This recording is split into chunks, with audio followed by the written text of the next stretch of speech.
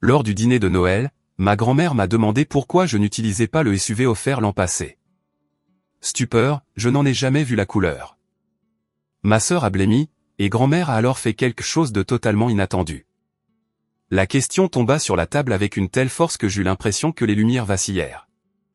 Ma grand-mère me regarda droit dans les yeux et me demanda où était le SUV, celui qu'elle m'avait offert à Noël dernier, et la pièce autour de moi s'immobilisa comme si quelqu'un avait coupé l'air. Elle le dit si calmement, presque doucement, mais la trahison contenue dans ces mots ouvrit une fissure dans la nuit qui ne se refermerait plus. J'étais assise là, à la longue table de la salle à manger de la maison de mes parents à Lyon, mes doigts encore crispés autour de ma fourchette, mon esprit refusant de donner un sens au son qui venait de quitter sa bouche. L'odeur du jambon rôti et des brioches à la cannelle flottait, chaude, dans l'air, mais je me sentis soudain glacé, comme si quelqu'un avait ouvert une porte derrière moi. Le lustre au-dessus de nous fredonnait doucement, le même lustre sous lequel j'avais grandi, mais la pièce me semblait étrangère, comme si j'étais assise parmi des inconnus. Je lui demandai ce qu'elle voulait dire. Ma voix semblait faible, même à mes propres oreilles. Elle répéta la question. Où était le SUV qu'elle m'avait acheté? Pourquoi avais-je pris le bus depuis l'aéroport au lieu de le conduire? Elle était perplexe, dit-elle, car elle s'attendait à le voir dans l'allée en arrivant plus tôt cet après-midi. Elle l'avait cherché et ne l'avait pas vu. Je lui ai dit la vérité. J'ai dit que je ne savais pas de quel SUV elle parlait. J'ai dit que j'avais pris le bus parce que c'était bon marché et prévisible et parce que le loyer à Lille ne se payait pas tout seul. J'ai dit que je n'avais même pas de voiture. Ma vie n'incluait rien avec les lettres S, U ou V. Ma grand-mère me fixa un long moment. Pour la première fois de la soirée, elle avait l'air fatiguée. Pas fatiguée comme si elle avait voyagé. Fatiguée comme si quelque chose de lourd venait de se poser sur sa poitrine. Elle n'était rentrée que depuis quelques jours après avoir passé 18 mois en mission de conseil pour une association de santé publique en Bretagne. Elle était censée se reposer. Au lieu de cela, elle était assise là, à étudier mon visage, cherchant quelque chose que je n'avais pas. Puis elle tourna la tête vers Chloé. Ce minuscule mouvement, lent et délibéré, fut le son le plus fort dans la pièce. Papa baissa les yeux et attrapa sa serviette, bien qu'il n'en eût pas l'air d'en avoir besoin.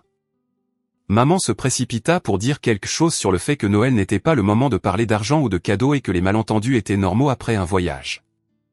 Chloé leva son verre de vin et esquissa un léger sourire, le genre de sourire qui me disait qu'elle n'était surprise par rien de tout cela.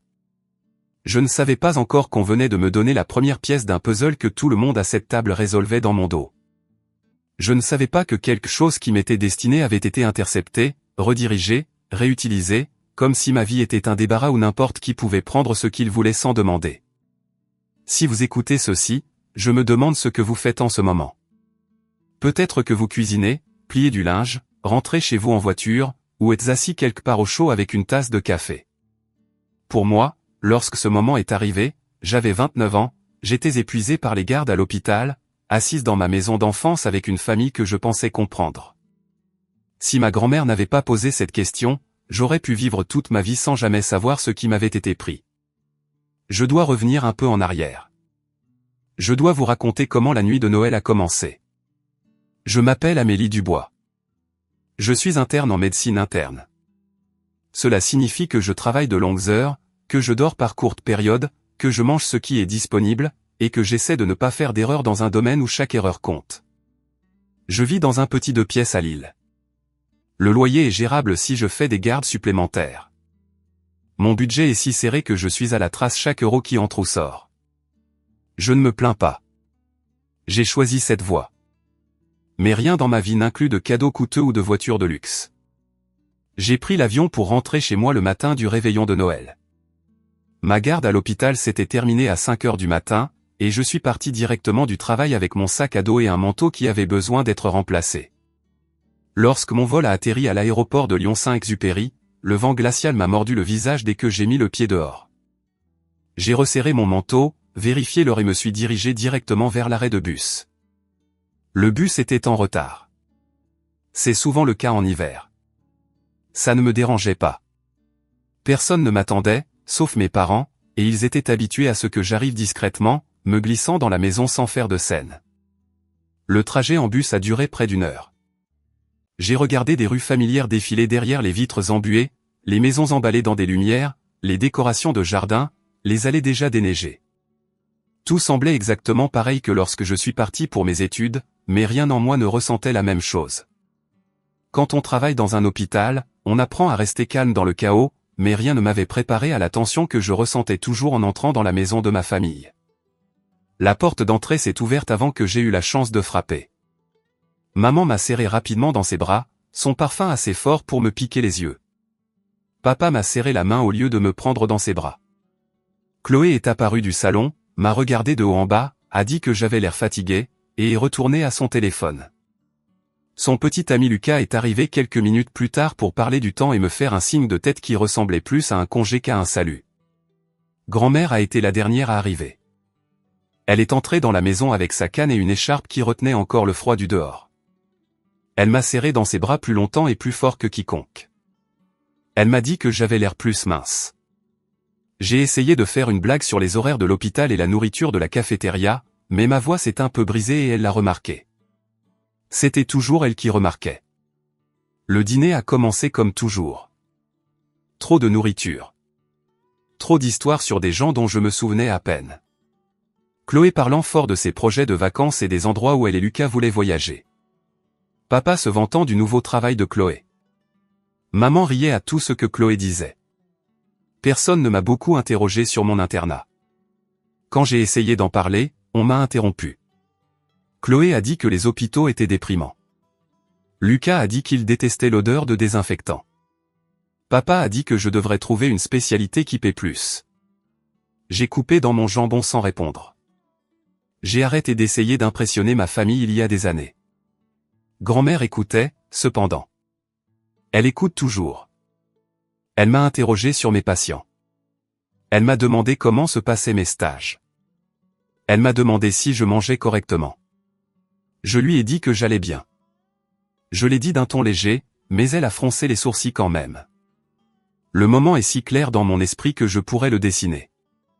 Je venais de prendre une gorgée d'eau quand elle a demandé pourquoi j'avais pris le bus depuis l'aéroport. La fourchette dans ma main s'est arrêtée en l'air. Chloé m'a jeté un coup d'œil, puis à grand-mère, comme si elle attendait quelque chose. J'ai dit que le bus était pratique. J'ai dit que c'était bon marché. J'ai dit que je ne voulais pas dépenser d'argent pour un VTC. Grand-mère a hoché la tête une fois. Puis elle a demandé où était le SUV. Elle l'a demandé de la même manière que quelqu'un pourrait demander où est passé un parapluie égaré. Elle a posé une question sur un SUV que je n'avais jamais vu. J'ai demandé de quel SUV elle parlait.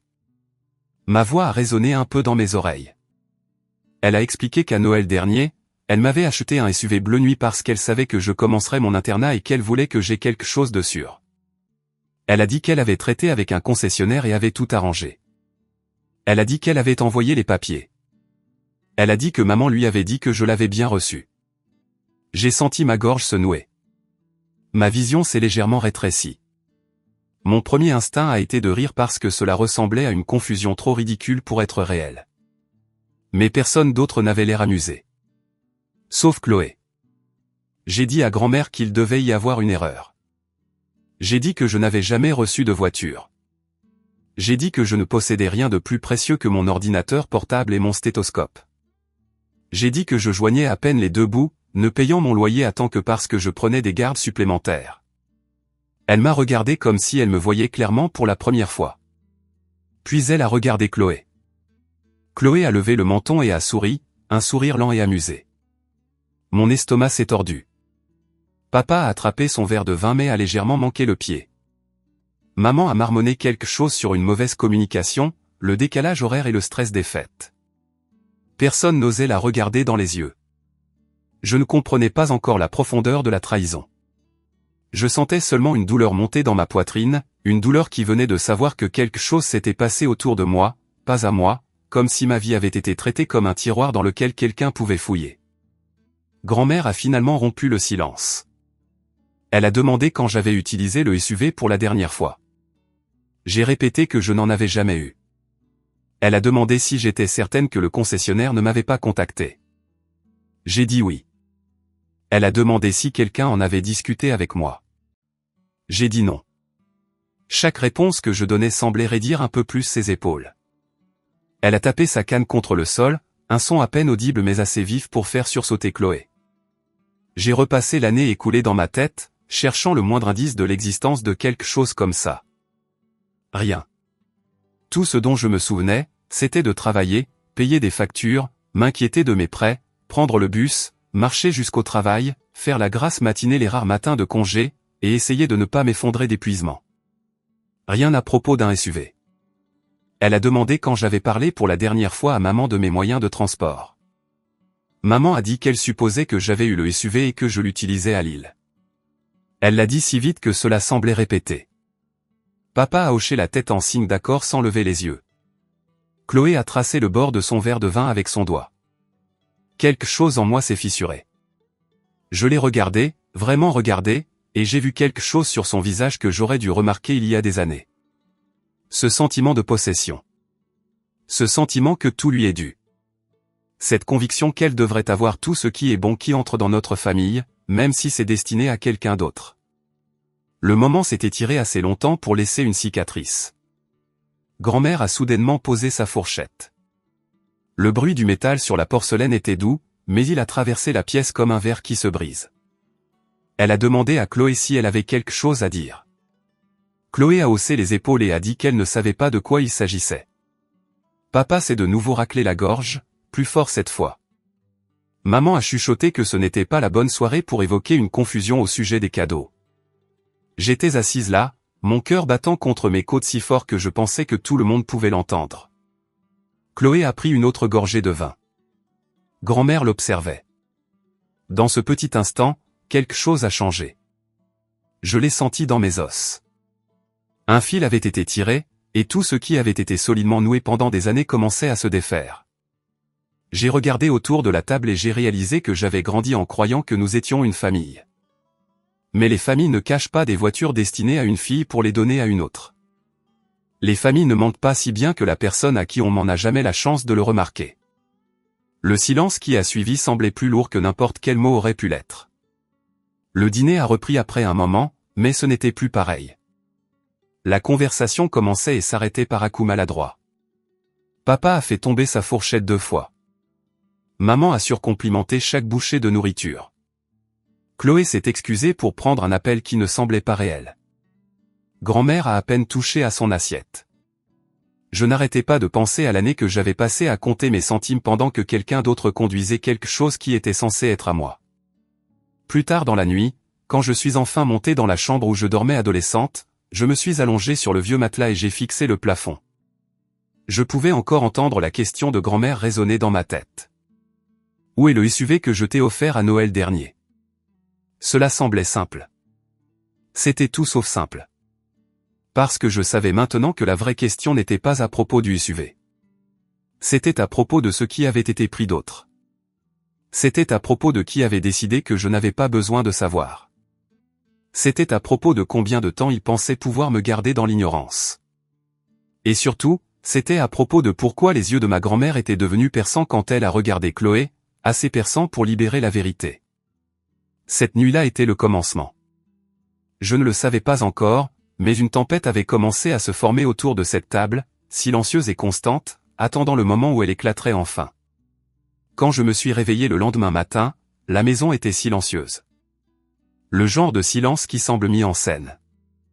Je suis resté allongé quelques secondes à regarder le plafond que j'avais mémorisé adolescente et j'ai senti la même pression dans ma poitrine que celle que je ressentais avant les examens. Sauf que cette fois, ce n'était pas la peur d'échouer. C'était le poids de réaliser enfin à quel point je savais peu de choses sur ce qui se passait au sein de ma propre famille. Je me suis habillé et je suis descendu. Papa était déjà parti au magasin de bricolage. Maman était dans la cuisine, fredonnant trop fort tout en essuyant un comptoir qui était déjà propre. Chloé dormait encore. Grand-mère était assise près de la fenêtre avec une tasse de thé, observant le jardin comme si elle l'étudiait. Elle avait l'air calme, mais je pouvais dire qu'elle n'avait pas bien dormi non plus. Quelque chose en elle avait changé la nuit dernière, et je soupçonnais que ce n'était que le début. Je lui ai dit bonjour et elle a souri doucement. Elle m'a demandé comment j'avais dormi. J'ai menti et j'ai dit bien.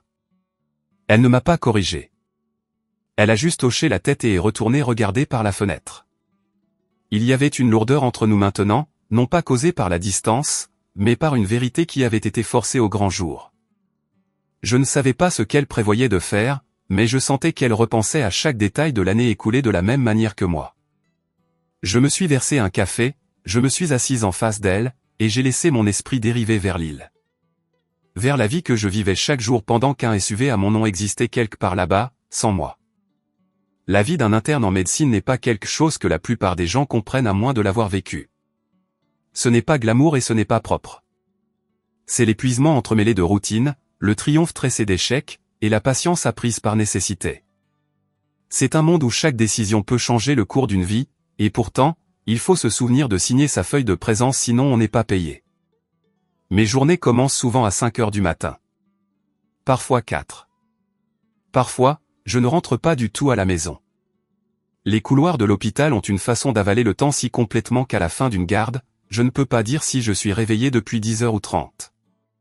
La médecine interne est un labyrinthe de diagnostics, où le moindre détail compte. Une douleur thoracique sourde plutôt qu'aiguë.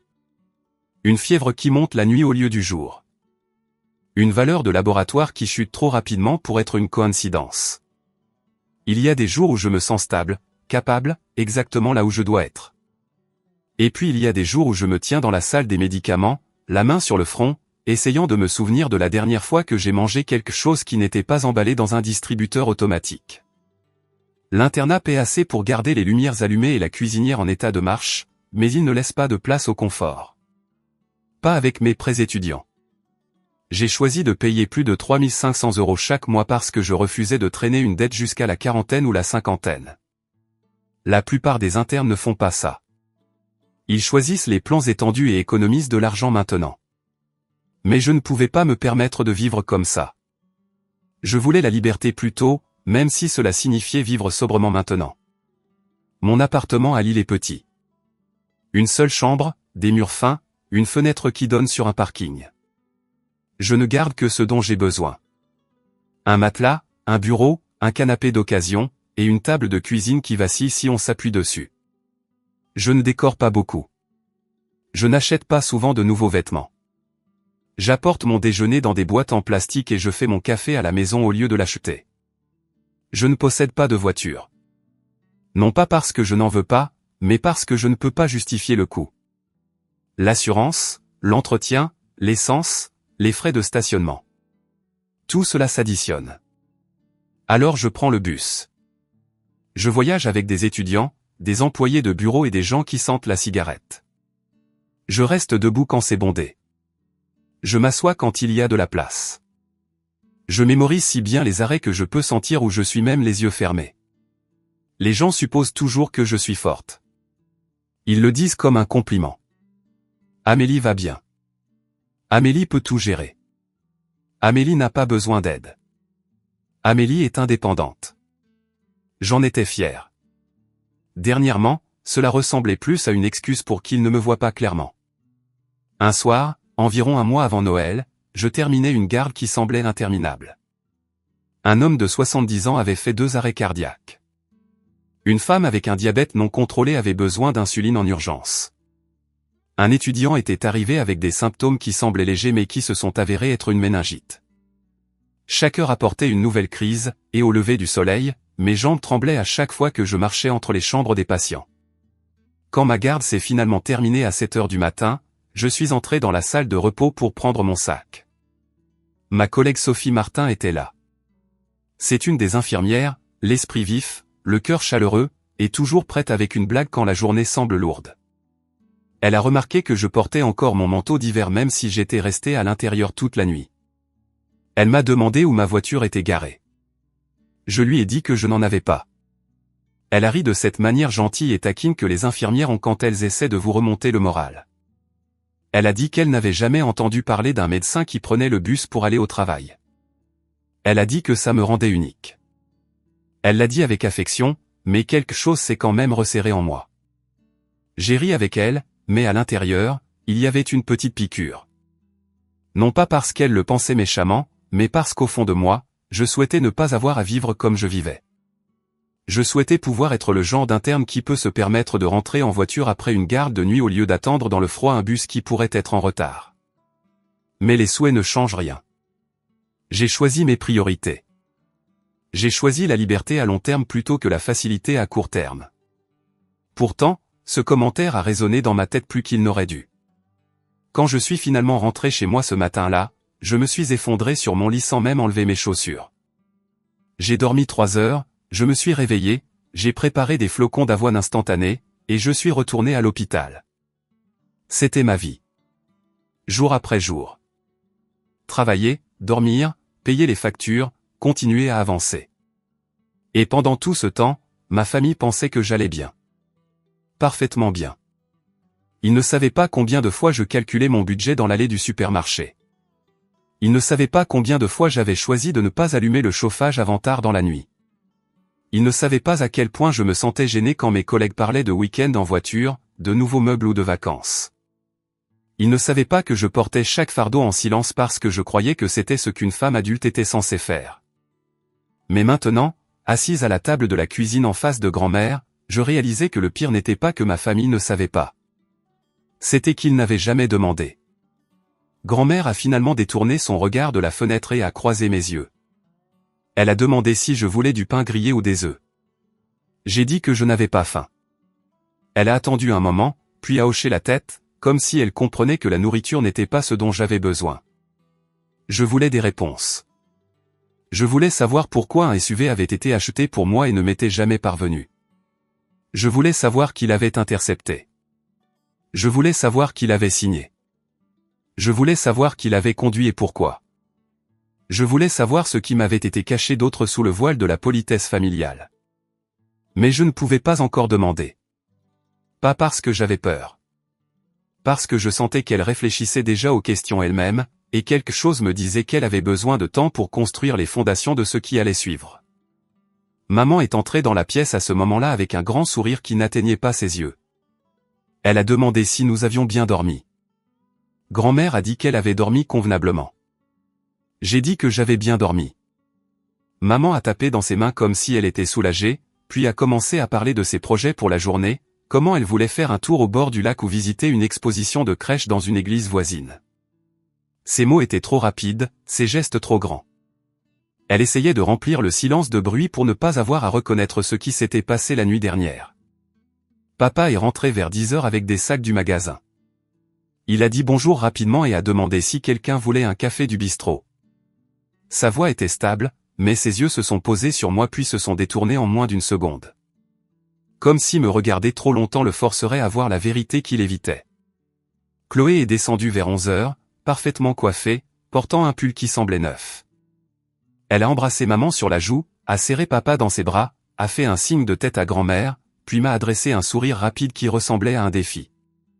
La voir a resserré quelque chose dans ma poitrine. Pas de la colère. Pas encore. Quelque chose de plus proche de la reconnaissance. Le genre de sentiment que l'on ressent quand un puzzle commence à prendre forme dans ses mains avant même que les pièces ne soient complètement retournées. Nous avons tous bougé dans la maison pendant un moment en prétendant être normaux. Mais la normalité était déjà partie. L'air dans la maison était tendu, étiré. Chaque conversation semblait contourner la vérité non dite. Chaque regard entre les adultes portait un courant sous-jacent de quelque chose qui mijotait. À midi, je me sentais agité. La douleur de ne pas savoir était pire que l'épuisement. Je suis sorti pour respirer. L'air froid m'a brûlé les poumons, mais il m'a ancré. J'ai enroulé mon manteau autour de moi et j'ai descendu l'allée. J'ai pensé à l'année écoulée. Les trajets en bus. Les longues nuits. Le budget serré. La honte qui venait chaque fois que quelqu'un supposait que les médecins étaient riches. La fierté que je portais d'être indépendante. La solitude qui l'accompagnait. J'ai pensé à la facilité avec laquelle ma famille acceptait que j'aille bien. À la rapidité avec laquelle ils croyaient que je n'avais besoin de rien. Et puis j'ai pensé au visage de grand-mère quand je lui ai dit que je ne savais rien du SUV. La tristesse. La déception. La détermination. Quelque chose se préparait. Je le sentais dans mes os. Je me suis retourné vers la maison et j'ai vu grand-mère qui m'observait depuis la fenêtre. Elle n'a pas détourné le regard. Elle a soutenu mon regard pendant un long moment, et dans cet échange silencieux, j'ai senti le premier tremblement de la vérité commencer à remonter à la surface. Ce qui avait été caché n'allait pas le rester bien longtemps. Quand je suis rentré, la maison semblait plus chaude qu'avant, presque trop chaude. Maman s'affairait de nouveau dans la cuisine, prétendant réorganiser des ustensiles qui n'en avaient pas besoin. Papa était assis à la table de la salle à manger, feuilletant un journal qu'il ne lisait pas vraiment. Chloé se tenait au comptoir, étalant du fromage frais sur un bagel, fredonnant un air qui semblait intentionnellement joyeux. Grand-mère était assise dans le fauteuil le plus proche de la fenêtre, la même place qu'elle choisissait toujours. Elle a levé les yeux quand elle m'a entendu, puis m'a fait signe de m'asseoir en face d'elle. Son expression était plus calme maintenant, mais il y avait un feu dans ses yeux que je reconnaissais. C'était le regard qu'elle avait quand elle avait pris une décision. Je me suis assise, attendant, ne voulant pas la presser. Elle a joint ses mains autour de sa tasse de thé et m'a étudié un moment avant de parler. Elle m'a demandé si je me souvenais de la dernière fois que nous nous étions parlé au téléphone avant qu'elle ne parte pour la Bretagne. J'ai dit oui. Elle m'avait appelé tard un soir alors que j'étais en courte pause pendant mon stage. Elle m'avait demandé ce que j'avais mangé ce jour-là. Elle m'avait demandé si mon appartement était sûr. Elle m'avait demandé si je me sentais dépassé. Elle demandait toujours ces choses. Elle n'appelait jamais mes parents pour avoir des nouvelles de moi. Elle m'appelait directement. Elle disait qu'elle faisait plus confiance à ma voix qu'à des informations de seconde main. Elle n'aimait pas les intermédiaires. Elle n'aimait pas les devinettes. Si elle voulait savoir si j'étais en sécurité, fatigué ou stressé, elle me le demandait à moi, pas à maman, pas à papa, pas à Chloé. Elle m'a rappelé la nuit où je lui avais dit que j'étais rentré à pied d'une gare tardive parce que les horaires de bus avaient changé et que j'étais trop fatigué pour attendre le suivant. C'était tard dans la nuit et il neigeait, et j'avais marché près de 3 kilomètres dans le vent froid. Je ne l'avais pas mentionné parce que je voulais de la sympathie. Je l'avais mentionné parce que je savais que ça l'inquiéterait, et d'une certaine manière, je voulais que quelqu'un dans le monde s'en soucie. Elle se souvenait des mots exacts que j'avais dit. Je lui avais dit que j'allais bien. Je lui avais dit que j'y étais habitué. Elle m'avait dit qu'elle n'aimait pas l'idée que je marche dans le noir. Je lui avais dit que c'était inévitable. Elle avait argumenté, doucement mais fermement, que ma sécurité importait plus que ma fierté. C'est à ce moment-là qu'elle a commencé à envisager l'idée de m'acheter une voiture. Je ne le savais pas jusqu'à maintenant. Elle a pris une longue gorgée de son thé, puis a continué. Elle a dit qu'elle avait passé des mois à observer de loin, entendant ma voix s'amincir avec l'épuisement. Elle a dit que chaque fois que je lui disais que j'allais bien, elle savait que je ne lui disais que la surface de la vérité. Elle a dit qu'elle pouvait entendre le poids que je portais même quand je ne voulais pas que quiconque le voie. Elle m'a dit quelque chose alors qui m'a serré la gorge. Elle a dit qu'elle n'avait pas choisi de m'aider parce qu'elle m'aimait plus que Chloé. Elle a choisi de m'aider parce que j'en avais plus besoin, et elle croyait que la famille devrait répondre aux besoins, pas au bruit. Elle a dit que Chloé avait reçu beaucoup de choses tout au long de sa vie. Une aide pour ses frais de scolarité. Une aide pour son loyer quand elle a emménagé avec Lucas. Un prêt pour sa licence d'esthéticienne. Une aide pour son apport pour son appartement. Elle a énuméré cela calmement, comme si elle récitait des faits, pas des jugements. Grand-mère n'était pas une femme qui agissait sous le coup de l'émotion. Elle agissait par principe. Elle a dit qu'elle voulait équilibrer les choses. Elle a dit que l'équité comptait pour elle.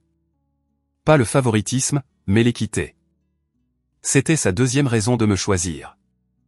La troisième raison était celle dont elle a parlé en dernier. C'était la raison qui semblait changer quelque chose de profond en elle quand elle l'a dite. Elle a dit qu'elle voulait que j'aie quelque chose à mon nom que personne d'autre ne pourrait toucher. Quelque chose qui ne pourrait pas être manipulé, redirigé ou revendiqué par quelqu'un de plus bruyant ou de plus exigeant. Elle a dit qu'elle savait que je ne demandais rien, mais c'est pourquoi elle voulait me donner quelque chose de sûr. Quelque chose qui représentait la stabilité. Quelque chose qui me faciliterait la vie pendant les années les plus difficiles de mon internat. J'ai écouté en silence pendant qu'elle expliquait tout cela. Mes mains étaient jointes sur mes genoux, et j'ai réalisé que je les serrais plus fort que je ne le pensais. Je ne l'avais jamais entendu parler si ouvertement des raisons de ses choix. Ma famille l'accusait souvent d'être têtue ou démodée, mais en vérité, elle était l'une des personnes les plus réfléchies que j'ai jamais connues. Je lui ai demandé quand elle avait décidé d'acheter le SUV. Elle a dit que c'était peu de temps avant son départ pour la Bretagne. Elle a dit qu'elle voulait me faire la surprise à Noël, sachant que je serais à la maison au moins un jour ou deux avant de retourner à l'hôpital. Elle a dit qu'elle m'imaginait arriver dans l'allée dans une voiture sûre, chaude et à moi, au lieu de descendre d'un bus glacial en portant un sac à dos trop lourd pour mes épaules. Je lui ai demandé comment elle avait tout arrangé. Elle a dit qu'elle avait appelé papa et lui avait expliqué son plan. Elle a dit qu'elle lui faisait confiance. Elle a dit qu'elle croyait qu'il garderait la voiture en sécurité jusqu'à mon retour. Elle a dit qu'elle croyait qu'il serait fier qu'elle me donne quelque chose qui représentait l'indépendance et la sécurité. Elle croyait que maman serait heureuse pour moi. Elle croyait que Chloé comprendrait. Elle croyait que la famille se réunirait pour Noël et qu'elle regarderait mon visage s'illuminer alors qu'on me tendrait les clés qu'elle avait emballées dans une petite boîte. L'idée de cela a fait trembler sa voix, juste un peu. Elle a dit qu'elle avait signé les papiers chez le concessionnaire elle-même. Elle avait choisi la couleur bleu nuit parce qu'elle savait que j'aimais les couleurs sombres qui n'attiraient pas trop l'attention. Elle avait ajouté un pack de sécurité. Elle avait insisté sur les sièges chauffants parce qu'elle savait que je partais tôt le matin et rentrais tard dans les mois d'hiver glaciaux. Elle avait prépayé l'entretien pour les 2 premières années afin que je n'ai pas à m'inquiéter de dépenses imprévues. Elle a fait tout cela avec l'intention d'alléger une partie de ma vie. J'étais assise là à écouter, imaginant la voiture, l'imaginant signer les papiers, imaginant l'image qu'elle avait dans son esprit de moi la recevant. Cela m'a fait mal à la poitrine d'une manière que je ne pouvais pas décrire. Puis elle m'a dit quand les clés avaient été remises à papa et maman. C'était début décembre de l'année précédente. Elle a dit qu'elle leur avait dit de garder la voiture jusqu'à son retour de Bretagne. Elle voulait que nous soyons tous ensemble lorsque la surprise serait révélée. Elle voulait que ce soit un moment que nous partagions en famille. Elle leur avait fait confiance. C'était ce qui piquait le plus. Elle leur avait fait entièrement confiance. Elle a dit qu'elle n'avait jamais soupçonné que quelque chose n'allait pas parce que chaque fois qu'elle demandait des nouvelles de la voiture, maman lui disait de ne pas s'inquiéter. Maman lui disait que je l'adorais. Maman lui disait que je l'utilisais tous les jours. Maman lui disait que je la remerciais et que j'étais reconnaissante. Maman n'arrêtait pas de décrire mes supposées réactions en détail. Grand-mère l'a cru. Mon estomac s'est tordu quand elle a dit ça. Je me suis souvenu de chaque trajet en bus. De chaque marche dans le froid. De chaque moment où je comptais les pièces dans mon sac avant d'acheter des provisions. Je me suis souvenu de tout cela pendant qu'une autre version de ma vie était racontée à grand-mère à mon insu. Je lui ai demandé pourquoi elle n'avait pas vérifié avec moi directement. Elle a dit qu'elle voulait que la surprise reste intacte. Elle a dit qu'elle pensait que ça me rendrait heureuse à Noël. Elle a dit qu'elle n'avait jamais imaginé que mes parents trahiraient sa confiance. Elle a dit que certaines trahisons coupent plus profondément parce qu'elles viennent de personnes qui savent exactement combien de fois a été placé en elles. Elle a dit qu'elle se sentait coupable de les avoir impliquées. Elle a dit qu'elle aurait aimé m'envoyer les clés directement. Elle a dit qu'elle aurait aimé poser plus de questions plus tôt. Mais elle ne se blâmait pas. Elle blâmait les personnes qui avaient choisi la tromperie alors que l'honnêteté ne leur aurait rien coûté.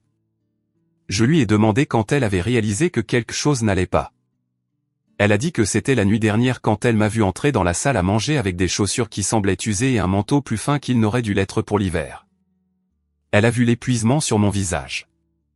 Elle a réalisé immédiatement que personne conduisant un SUV neuf tous les jours n'aurait l'air aussi épuisé que moi après le plus simple des trajets. Elle a dit qu'elle avait remarqué que Chloé portait un nouveau bracelet. Elle a remarqué le sac que Lucas portait qui coûtait plus cher que n'importe quel sac qu'il avait eu auparavant. Elle a remarqué la façon dont le sourire de Chloé vacillait lorsque la question du SUV a été posée. Grand-mère a dit qu'elle n'était pas une femme qui croyait aux coïncidences. Elle croyait au schéma. Et la nuit dernière, elle a vu le schéma clairement. Elle a posé sa main sur la mienne. Sa prise était douce mais ferme. Elle m'a dit que ses intentions n'avaient jamais été une question de favoritisme. Elle concernait l'équité. Elle a dit que Chloé avait toujours été soutenue parce que Chloé demandait bruyamment. Je n'ai jamais demandé, donc on m'a négligée, non pas parce que j'étais moins aimée mais parce que j'étais plus silencieuse. Elle a dit qu'elle voulait corriger cela. Elle a dit que me donner le SUV n'était pas une récompense. C'était un acte de foi. Une reconnaissance de mon travail acharné. Un geste pour ma sécurité. Et une déclaration que je méritais la stabilité tout autant que n'importe qui d'autre. J'ai senti une chaleur monter dans ma gorge. Mes yeux piquaient, mais j'ai cligné pour retenir les larmes. Je ne voulais pas pleurer à ce moment-là. Je voulais comprendre chaque recoin de ce qui s'était passé. Je lui ai dit que j'appréciais tout ce qu'elle avait fait. Je lui ai dit que je ne la blâmais pas. Je lui ai dit que j'étais reconnaissante de son intention, même si je n'ai jamais vu le cadeau. Elle a hoché la tête comme si elle le savait déjà. Puis elle s'est penchée en arrière dans son fauteuil et a expiré lentement. Elle a dit qu'elle voulait la vérité. Elle a dit qu'elle allait l'obtenir. Elle a dit qu'elle était restée silencieuse assez longtemps et qu'elle était fatiguée que les gens confondent sa gentillesse avec de la faiblesse. J'ai entendu des pas derrière moi. Je me suis retourné et j'ai vu Chloé debout dans l'embrasure de la porte, tenant son téléphone. Elle était redescendue, mais cette fois, elle n'avait pas l'air suffisante ou détendue. Elle avait l'air mal à l'aise, comme si elle était entrée dans une pièce où elle n'était pas la bienvenue. Grand-mère l'observait attentivement. Le silence entre elles était épais et électrique. Chloé s'est figée dans l'embrasure de la porte alors que grand-mère disait qu'elle avait des questions et que Chloé y répondrait à chacune. Les mots ont retenti comme une sonnette d'alarme. Chloé a cligné des yeux une fois, a rangé son téléphone dans son pull et a essayé de sourire, mais les coins de ses lèvres tremblaient. Je suis restée assise, alerte, mon pouls serré sous ma peau. Grand-mère n'élevait pas la voix, n'accusait pas, n'exigeait pas. Elle n'en avait pas besoin. Son calme était plus dur que des cris. Chloé a tenté la désinvolture. Elle a demandé ce que grand-mère voulait dire, a levé une épaule, a fait semblant d'être confuse. Mais grand-mère la regardait avec cette même patience concentrée qu'elle utilisait lorsqu'elle négociait des contrats ou démasquait des menteurs assez poliment pour qu'ils ne réalisent qu'ils avaient perdu qu'à la fin de la réunion. Quoi que Chloé attendît, ce n'était pas le silence qui suivit. Elle a changé de pied, a marmonné quelque chose sur le fait de devoir se préparer pour ses projets avec Lucas, a fait un geste vers les escaliers. Grand-mère lui a dit qu'elle pourrait se préparer après. Sa voix était stable, assez froide pour que Chloé s'arrête en plein mouvement. Papa est apparu dans le couloir, tenant une tasse de café qu'il a failli laisser tomber en sentant l'atmosphère. Maman planait derrière lui avec un torchon, les yeux passant nerveusement de l'une à l'autre. Il le sentait aussi. Quelque chose était en train de se défaire. Grand-mère a demandé à Chloé quand elle avait parlé pour la dernière fois au concessionnaire. Chloé s'est raidie. Elle a dit qu'elle ne savait pas de quel concessionnaire grand-mère parlait. Grand-mère a demandé si elle avait déjà conduit un SUV bleu nuit. Chloé a secoué la tête trop vite. Elle a dit non. Elle a dit qu'elle n'aimait même pas les SUV. Tout le monde a entendu le mensonge dans sa voix. Grand-mère l'a laissé finir de trébucher dans ses excuses. Puis elle s'est redressée, sa canne touchant à peine le sol. Elle a dit qu'elle se souvenait de tout clairement.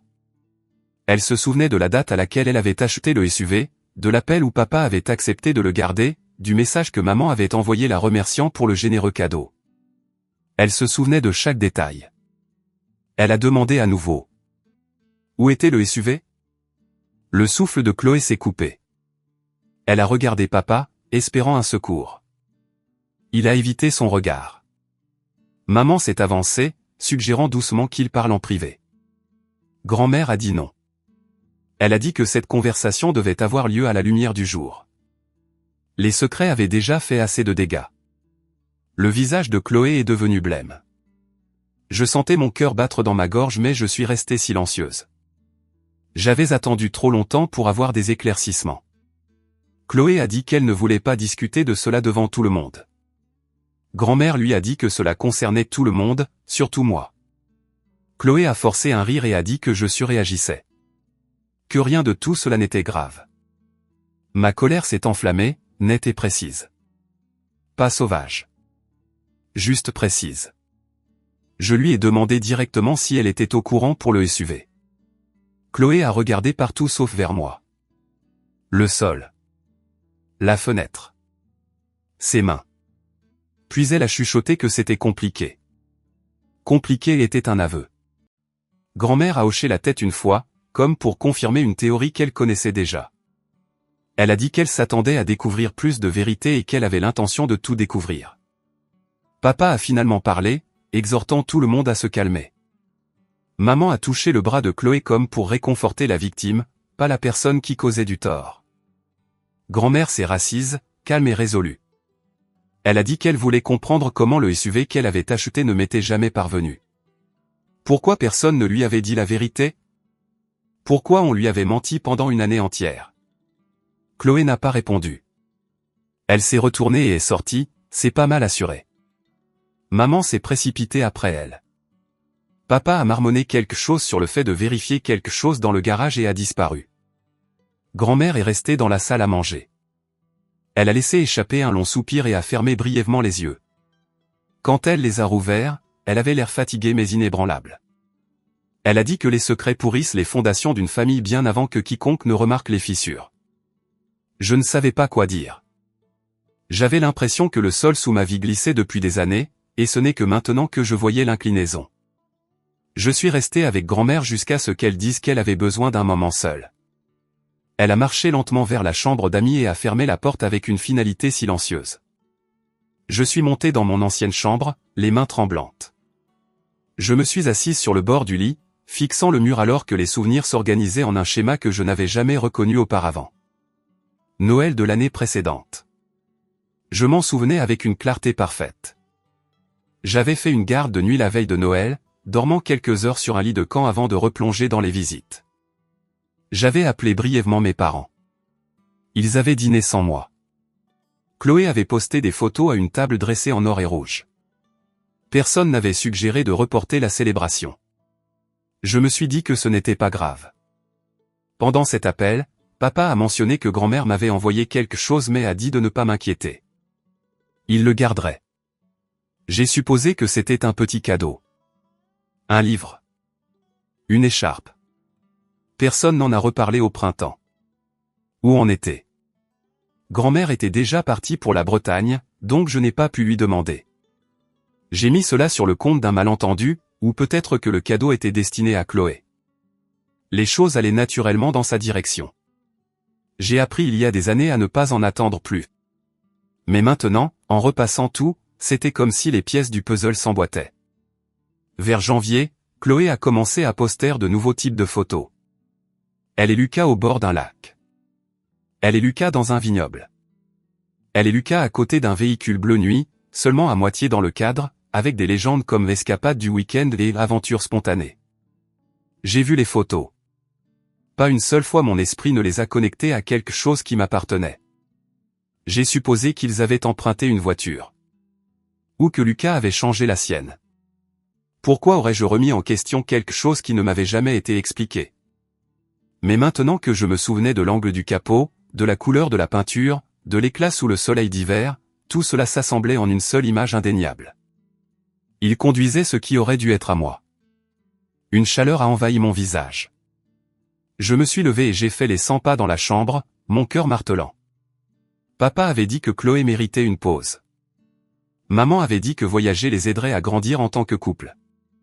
Chloé s'était vantée à la Toussaint de la fréquence de ses voyages avec Lucas malgré un budget serré. Bien sûr qu'il le pouvait. Il ne payait ni l'essence, ni l'assurance, ni l'entretien. J'avais payé des abonnements de bus. Pour un loyer qui couvrait à peine le chauffage. Pour des courses bon marché. Pour des nuits à rentrer à pied dans le noir. Ils avaient vécu à l'intérieur d'un cadeau destiné à me garder en sécurité. La trahison n'était pas seulement qu'il l'ait pris. C'était qu'il m'ait regardé lutter sans jamais penser à arrêter. La sonnette a retenti en bas. Je me suis figé. Papa a répondu. J'ai entendu la voix forte et joyeuse de Lucas, toujours désireux d'impressionner. Il a salué papa, maman, puis Chloé. Ils sont retournés vers la salle à manger. Je me suis assise en haut des escaliers, hors de vue. Lucas a commencé à parler immédiatement. Il a dit à quel point il faisait froid dehors. Que les routes étaient mauvaises. Que la voiture se comportait incroyablement bien. Il a dit qu'il se sentait chanceux d'avoir quelque chose de si fiable. Quelque chose qui facilitait les voyages. Quelque chose qu'il n'aurait jamais pensé avoir. Maman a gloussé et a dit qu'elle était contente qu'il l'aime. Lucas a ri et a dit qu'il ne l'aimait pas seulement. Il l'adorait. Chloé ne l'a pas corrigé. Papa a demandé s'il prévoyait un autre voyage. Lucas a dit oui. Il voulait conduire jusqu'à la montagne le mois prochain pour voir les sculptures de glace. Il a dit que la voiture rendait tout possible. Mon estomac s'est tordu. Ma main a couvert ma bouche pour arrêter le son qui montait dans ma gorge. Cela confirmait tout. Puis j'ai entendu la canne de grand-mère taper contre le sol. Elle est entrée dans la pièce et a posé une seule question. De quelle voiture parlait-il? Silence. Épais et instantané. Lucas a bafouillé. Il pensait que tout le monde était au courant. Je pensais que c'était d'accord. Je pensais que c'était un bien familial partagé. Grand-mère n'a rien dit. Elle a attendu. La voix de Chloé est finalement venue, fine et effilochée. Elle a dit que tout était compliqué. Grand-mère a dit qu'elle en avait assez d'entendre ce mot. Elle voulait la vérité. Des pas ont suivi, lents et contrôlés. Elle se déplaçait dans la maison, suivant la piste d'un secret qui m'avait été caché pendant presque un an. Je me suis agrippé à la rampe en haut des escaliers, le cœur battant à tout rompre. La vérité arrivait enfin pour nous tous. Les pas de grand-mère se sont dirigés vers la salle à manger, réguliers et sans hâte, le léger tapotement de sa canne résonnant comme un lent compte à rebours.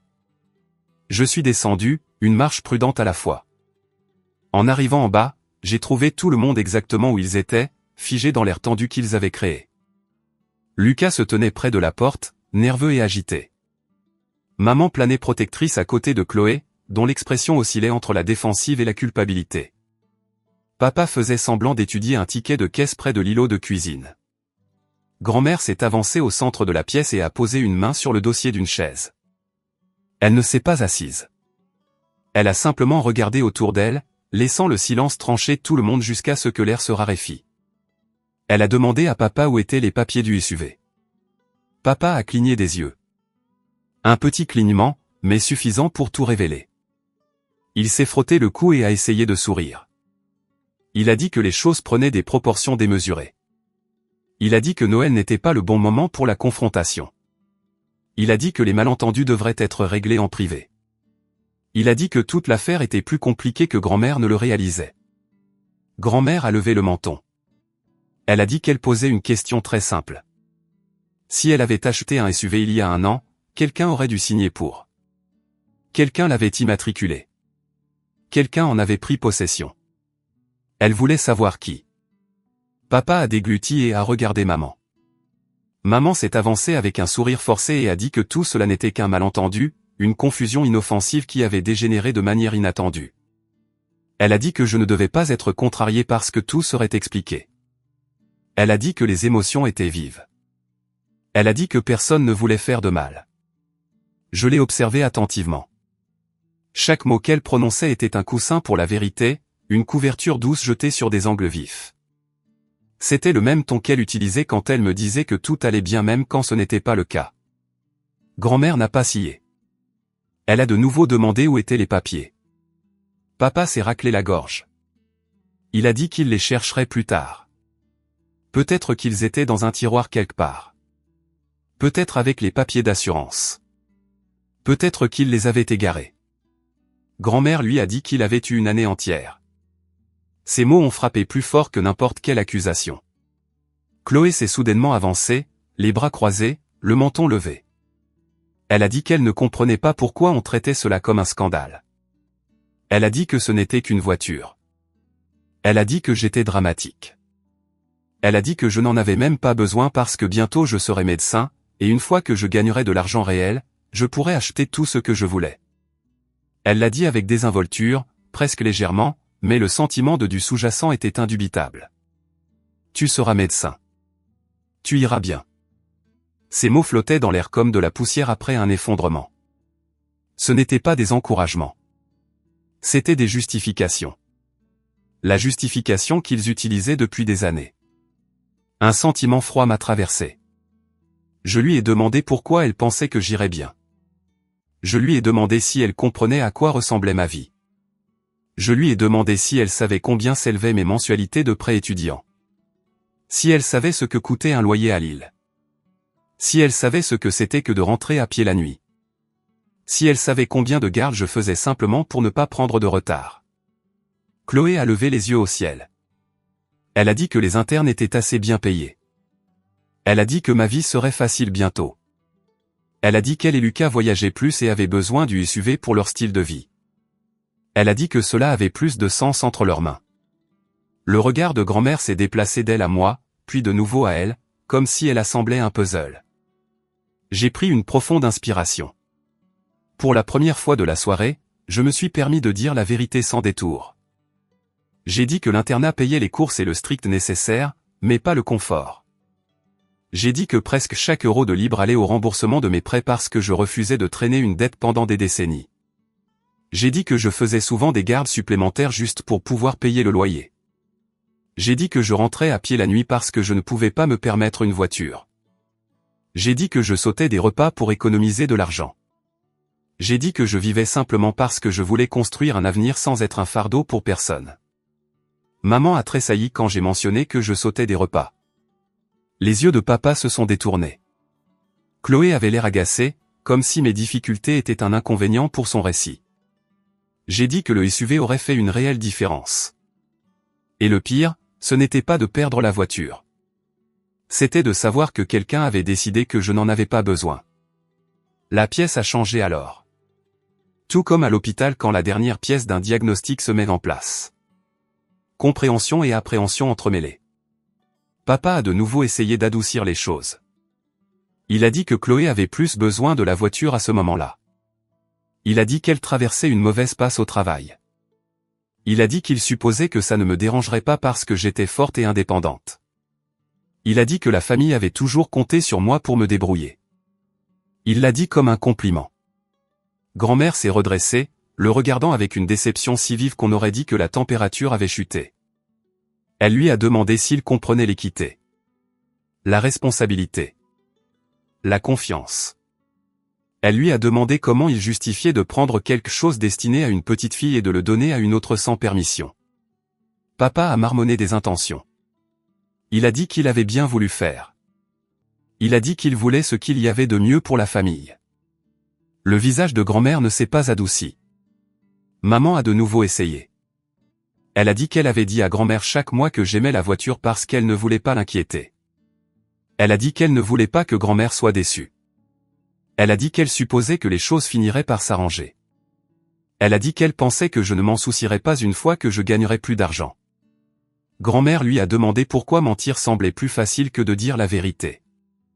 Maman n'a pas eu de réponse. La voix de Chloé est revenue, plus fine maintenant. Elle a dit que mon avenir serait stable et réussi, et que le sien ne le serait jamais.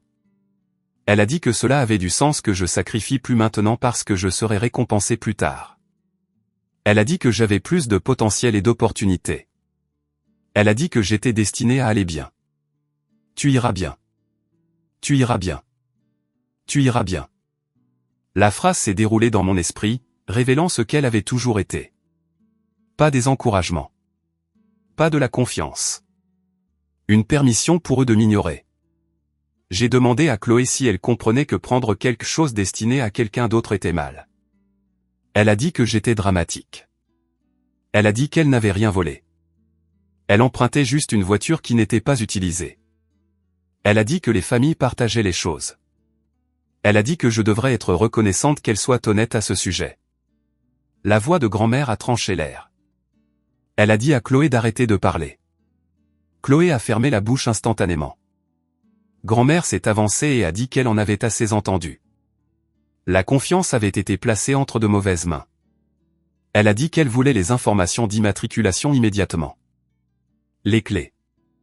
Chaque document lié au SUV. Personne n'a bougé. Elle a fixé papa jusqu'à ce qu'il dise finalement qu'il allait les chercher. Il a fait un pas vers le bureau avant que grand-mère ne lui dise de s'arrêter. Sa voix était plus vive que je ne l'avais jamais entendue. Elle a dit qu'elle ne lui faisait pas confiance pour récupérer quoi que ce soit seul. Papa s'est figé. Puis grand-mère a dit quelque chose que personne d'entre nous n'attendait. Elle avait déjà appelé son avocat. La pièce est devenue silencieuse d'une manière qui semblait dangereuse. Maman a eu un hoquet. Papa a marmonné que c'était inutile. Chloé a regardé grand-mère comme si c'était elle qui avait été trahie. Grand-mère a dit qu'elle avait passé l'appel tôt ce matin-là après avoir réalisé que le SUV ne m'était jamais parvenu. Elle voulait une clarté juridique. Elle voulait des dossiers. Elle voulait une protection pour moi et une responsabilité pour eux. Elle a dit que l'avocat était en route. Maman a couvert sa bouche. Papa a secoué la tête. Chloé a chuchoté quelque chose de paniqué à Lucas. Grand-mère s'est tournée vers moi et a dit qu'elle ne voulait plus que je doute de moi-même. Elle ne voulait pas que je porte des fardeaux seul. Elle ne laisserait personne me cacher la vérité à nouveau.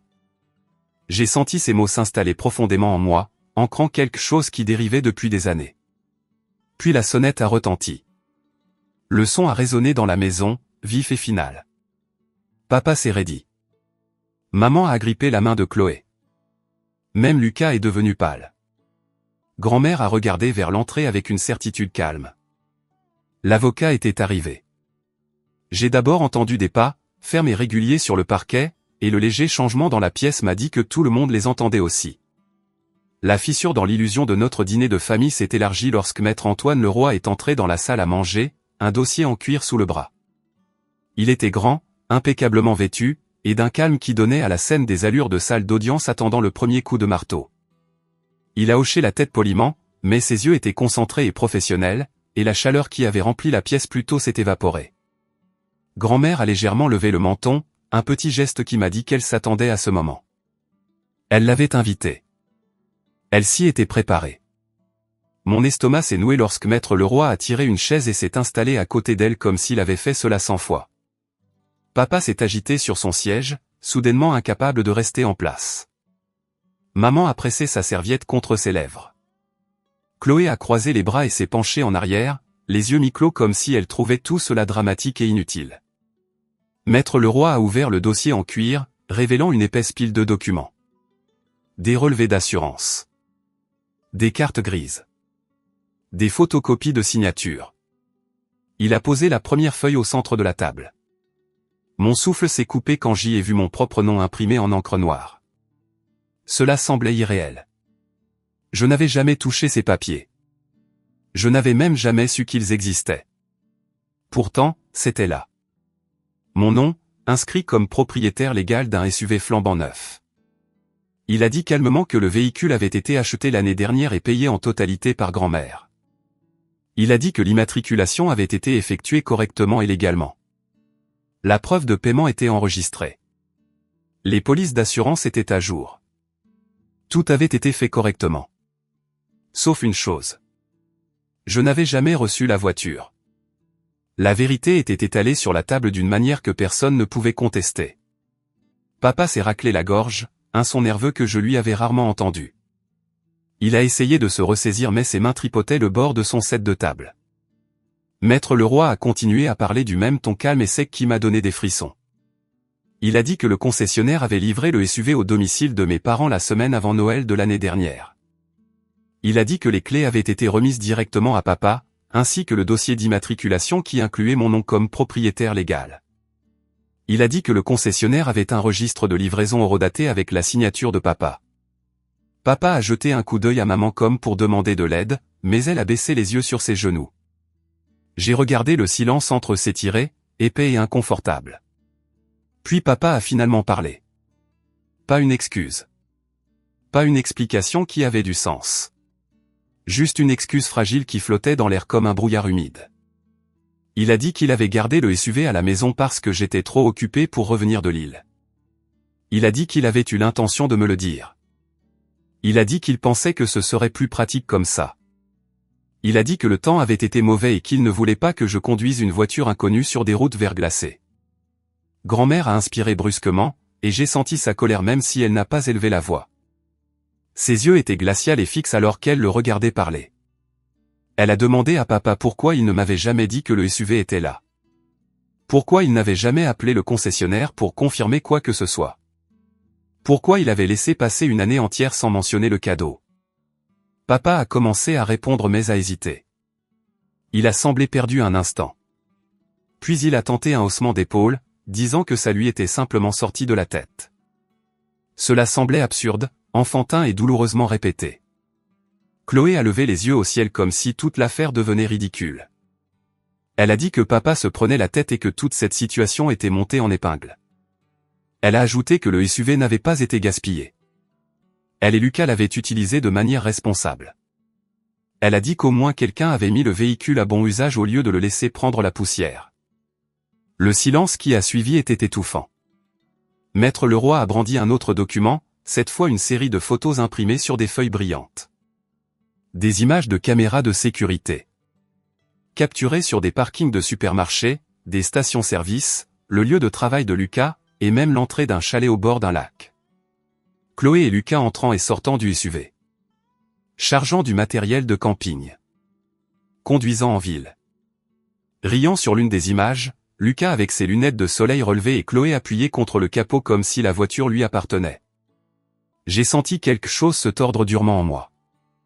Maître Leroy a expliqué que les dossiers d'assurance montraient plusieurs rendez-vous d'entretien au cours de l'année écoulée à mon nom. Vidange. Permutation de pneus. Entretien de routine. Paiement débité sur une carte qui n'était pas la mienne. Le tout organisé par papa ou par Chloé. Aucune de ces charges n'est jamais passée par ma banque. Aucune ne m'est parvenue. J'avais remboursé mes prêts étudiants avec chaque euro de libre, vivant à la limite de mes propres finances, pendant que quelqu'un d'autre se promenait dans un SUV flambant neuf qui m'appartenait légalement. Maman a finalement parlé, sa voix tremblante. Elle a dit que tout cela était un malentendu. Elle a dit qu'ils avaient seulement gardé le SUV en sécurité pour moi. Elle a dit que je travaillais trop dur et que je n'étais jamais à la maison assez longtemps pour en profiter. Elle a dit qu'il pensait qu'il valait mieux le donner à quelqu'un qui pourrait l'utiliser jusqu'à ce que je sois moins occupé. Grand-mère l'a fixé un long moment, puis a posé une simple question. Pourquoi personne n'a-t-il parlé de la voiture à Amélie? Maman a hésité, cherchant quelque chose à dire. Je me suis préparé. Elle a dit que cela ne semblait pas nécessaire. Elle a dit que je me débrouillais bien. Elle a dit que je ne demandais jamais rien et qu'elle supposait que je n'avais pas besoin du SUV. Maître Leroy a posé une autre page sur la table. Un document confirmant qu'aucun transfert légal de propriété n'avait jamais été déposé. Chloé et Lucas avaient conduit un véhicule qui ne leur appartenait pas. Papa et maman avaient participé à sa rétention. Et tous l'avaient fait discrètement, sans un mot pour moi, pendant une année entière. Chloé a laissé échapper un soupir las. Elle a dit que je ne devrais pas être contrarié car je ne rentrais presque jamais. Elle a dit que ce n'était pas comme si j'aurais beaucoup utilisé le SUV. Elle a dit que je passais tout mon temps enfoui dans les dossiers médicaux et les gardes de nuit. Elle a ajouté, presque moqueusement, que je serais bientôt médecin et que je pourrais acheter ma propre voiture, probablement quelque chose de plus beau. Elle a dit que j'irais bien. Les mots m'ont frappé plus fort que je ne l'attendais. Ils faisaient écho au même schéma qui m'avait suivi depuis l'enfance. Chloé étant celle qui avait besoin d'aide tandis que j'étais celle qui ne méritait rien parce que j'étais forte. Chloé étant celle qui luttait tandis que j'étais celle censée tout gérer seule. Maître Leroy a demandé à papa et maman s'ils avaient déjà demandé ma permission pour laisser Chloé et Lucas utiliser le SUV. Papa a admis qu'il ne l'avait pas fait. Maman a admis qu'il n'avait pas jugé cela nécessaire. Chloé n'a pas pris la peine de répondre. Elle s'est penchée en avant, levant le menton avec une sorte de sentiment de Dieu qui m'a donné la chair de poule. Elle a dit que grand-mère m'avait toujours favorisé. Elle a dit que j'avais déjà assez d'attention de la part de la famille. Elle a dit que le SUV aurait été gaspillé avec moi parce que je n'avais pas de vie sociale. Elle a dit que Lucas en avait besoin pour aller au travail et que cela les aidait tous les deux. Elle a dit que le cadeau était arrivé au moment parfait pour eux. Elle en avait presque l'air fière. La main de grand-mère s'est refermée sur le bord de son set de table, les articulations blanchissant. Elle a demandé à Maître Leroy de continuer. Maître Leroy a soulevé la feuille de papier suivante. Une confirmation formelle de propriété de la préfecture. Mon nom. Personne d'autre. Pas de transfert. Pas d'autorisation accordée. Pas d'échappatoire. Pas de malentendu. Il a dit que l'utilisation du véhicule par Chloé et Lucas équivalait à une possession non autorisée. Il a dit que l'utilisation de l'assurance à mon nom sans mon consentement constituait une fraude en vertu de la loi. Il a dit que les frais de service facturés à des comptes qui n'étaient pas les miens mais autorisés sous mon nom soulevaient d'autres problèmes juridiques. Il a dit que rien de tout cela ne tiendrait face à un examen approfondi. Il a dit que la piste administrative dressait un tableau clair. Papa a dégluti difficilement. Maman a murmuré quelque chose sur la loyauté familiale. Le visage de Chloé a perdu son air suffisant pour la première fois de la soirée. Elle a demandé quel était le problème. Elle a dit que tout pouvait être arrangé avec une conversation. Elle a dit qu'il n'y avait aucune raison d'impliquer un avocat. Elle a dit que grand-mère surréagissait. Grand-mère l'a regardée avec une froideur que je n'avais jamais vue dans ses yeux auparavant. Elle a dit que ce n'était pas un malentendu. Elle a dit que c'était une trahison. Elle a dit que c'était du vol. Le mot est resté en suspens dans l'air. Chloé a protesté bruyamment, disant que c'était dur, injuste et exagéré. Elle a dit que grand-mère prenait parti. Elle a dit que je n'étais pas une victime et que je devais arrêter de me comporter comme telle. Elle a dit qu'elle et Lucas n'avaient pris le SUV que parce qu'il semblait disponible. Elle a dit que personne ne leur avait dit de ne pas l'utiliser. Maître Leroy lui a rappelé que personne n'avait le droit de l'utiliser sauf moi. Chloé a de nouveau levé les yeux au ciel mais son expression s'est fissurée. Lucas n'avait pas dit un mot de tout ce temps, mais maintenant il s'est agité inconfortablement. Il a ouvert la bouche comme pour parler mais l'a refermée quand papa lui a lancé un regard d'avertissement. Maître Leroy a posé son stylo et a joint ses mains proprement. Sa voix est restée calme. Il a dit que les faits étaient clairs. Le véhicule m'était destiné. Livré au domicile de mes parents. Retenu de moi pendant près de 12 mois. Utilisé de manière intensive par Chloé et Lucas. Entretenu par des frais non autorisés. Documenté par des dossiers d'assurance et des images de caméra. Jamais légalement transféré. Jamais mentionné à moi. Il a dit que rien de tout cela ne correspondait à un malentendu innocent. Mes mains étaient froides. Ma poitrine était serrée. La vérité était si évidente maintenant. Toutes les pièces s'emboîtaient trop proprement. Cette année de marche dans le vent glacial de l'île. Cette année de bus pour les gares de nuit. Cette année de calcul de centimes. Cette année de peur en traversant des rues vides à 4 heures du matin. Cette année aurait pu être plus sûre. Elle aurait pu être plus facile. Elle aurait pu être moins solitaire. Mais quelqu'un d'autre avait pris ce qui m'était destiné. Grand-mère a chuchoté mon nom doucement. Quand je l'ai regardé, j'ai vu du chagrin dans ses yeux. Du chagrin pour l'année que j'avais passée seule. Du chagrin pour l'aide que je n'avais jamais reçue. Du chagrin pour la confiance qu'elle avait placée en mes parents et qu'ils avaient jetée. La voix de Chloé a de nouveau percé le silence.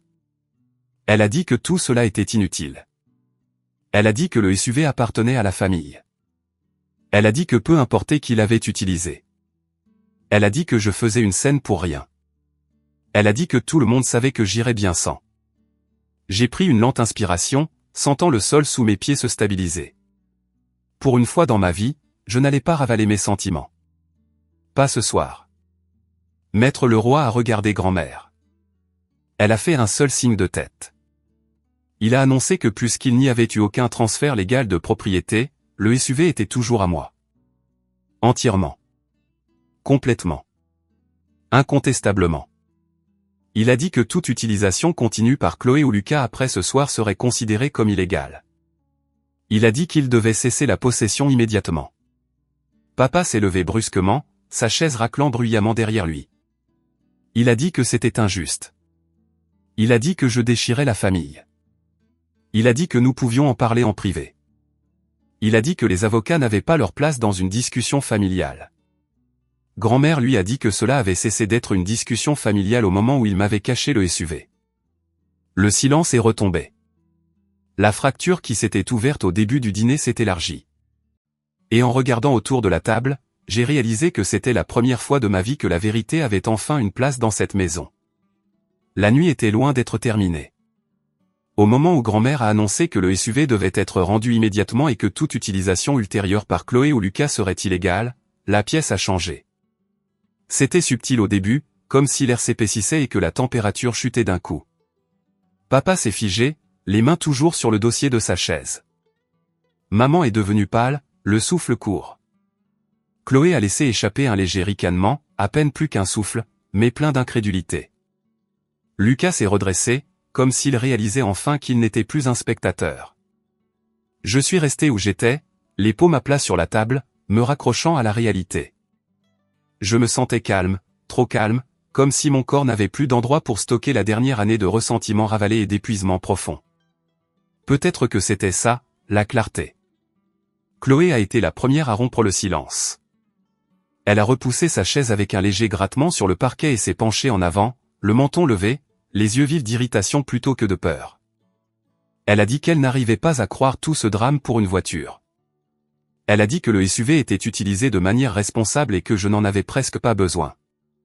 Elle a dit que je serais bientôt médecin, que je gagnerais plus d'argent que je ne saurais quoi en faire. Elle a dit que sa vie avait besoin de stabilité maintenant et que le SUV lui avait donné cela. La façon dont elle l'a dit m'a coupé le souffle. Non pas parce que je ne m'y attendais pas, mais parce que c'était si crûment honnête, dit sans honte ni hésitation. Le sentiment de dû se déversait d'elle comme la chose la plus naturelle au monde. Elle a dit qu'elle et Lucas construisaient leur avenir et ne pouvaient pas simplement rendre le SUV sans préavis. Elle a ajouté que leur bail d'appartement dépendait du fait que Lucas est un moyen de transport fiable. Elle a dit que pour moi, perdre le SUV ne signifiait rien car il n'avait jamais fait partie de ma vie de toute façon. Lucas a finalement parlé, d'une voix basse essayant de paraître raisonnable mais dégoulinant d'autodéfense. Il a dit qu'il comptait sur le SUV pour se rendre au travail. Il a dit que les transports en commun n'étaient pas fiables et qu'il ne pouvait pas se permettre sa propre voiture pour le moment. Il a dit qu'il ne réalisait même pas que le SUV m'était destiné parce que Chloé lui avait dit que c'était un cadeau de famille. Il a dit qu'il supposait que tout avait été réglé avec grand-mère. Sa voix s'est légèrement brisée sur son nom. Il a regardé grand-mère comme si elle tenait son destin entre ses mains, ce qui n'était pas entièrement faux. Grand-mère l'a observé en silence. Puis elle a tourné son regard vers Chloé, qui a refusé de détourner les yeux. C'était la première fois que je voyais Chloé affronter le regard de grand-mère avec un défi ouvert. La plupart du temps, Chloé jouait les douces avec elle. Ce soir, elle ne s'est pas donné la peine. Grand-mère a posé une simple question à Chloé. Pourquoi pensait-elle avoir le droit de prendre quelque chose destiné à quelqu'un d'autre? La réponse de Chloé est venue sans ciller. Elle a dit que ça avait du sens. Elle a dit que c'était elle qui en avait besoin. Elle a dit que j'avais toujours été la forte, la stable, celle qui pouvait survivre à tout. Elle a dit que c'était elle qui luttait. Elle a dit qu'elle avait senti que c'était juste. L'entendre le dire à voix haute, c'était comme voir une vérité sous laquelle j'avais vécu pendant des années prendre enfin sa première respiration en public. Papa est intervenu, essayant de nouveau de façonner le récit. Il a dit que Chloé n'avait pris le SUV que temporairement. Il a dit qu'ils auraient fini par tout discuter. Il a dit que grand-mère ne comprenait pas la nuance.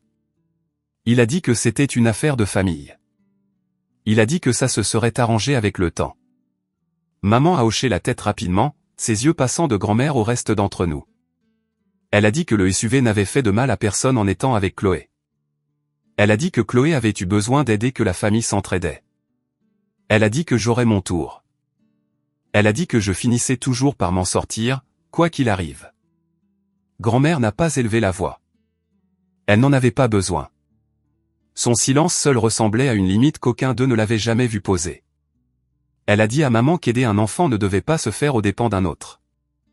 Elle a dit à papa que la confiance, une fois brisée, ne se répare pas avec des excuses. Elle a dit à Chloé que compter sur la famille ne justifiait pas de la voler. Elle a dit à Lucas que l'utilisation du SUV n'était pas autant sa faute que la tromperie qui lui avait fait croire qu'il était disponible. Son calme rendait les mots plus vifs. Chloé a dégluti difficilement mais a gardé sa posture. Puis elle a demandé quelque chose à grand-mère qui m'a tordu l'estomac. Elle a demandé pourquoi le SUV m'était destiné, à moi. Elle a demandé si grand-mère me préférait. Elle a demandé si j'étais toujours traitée comme la petite préférée. Sa voix s'est légèrement brisée, mais le ressentiment était indubitable. Grand-mère a inspiré lentement, comme si elle essayait de contenir sa déception. Elle a dit à Chloé que cela n'avait jamais été une question de favoritisme. Elle a dit que le SUV avait été choisi pour moi parce que mon travail me mettait en danger pendant les gardes de nuit à Lille. Elle a dit que j'avais marché seul à 4 heures du matin. Elle a dit qu'elle voulait que je sois en sécurité.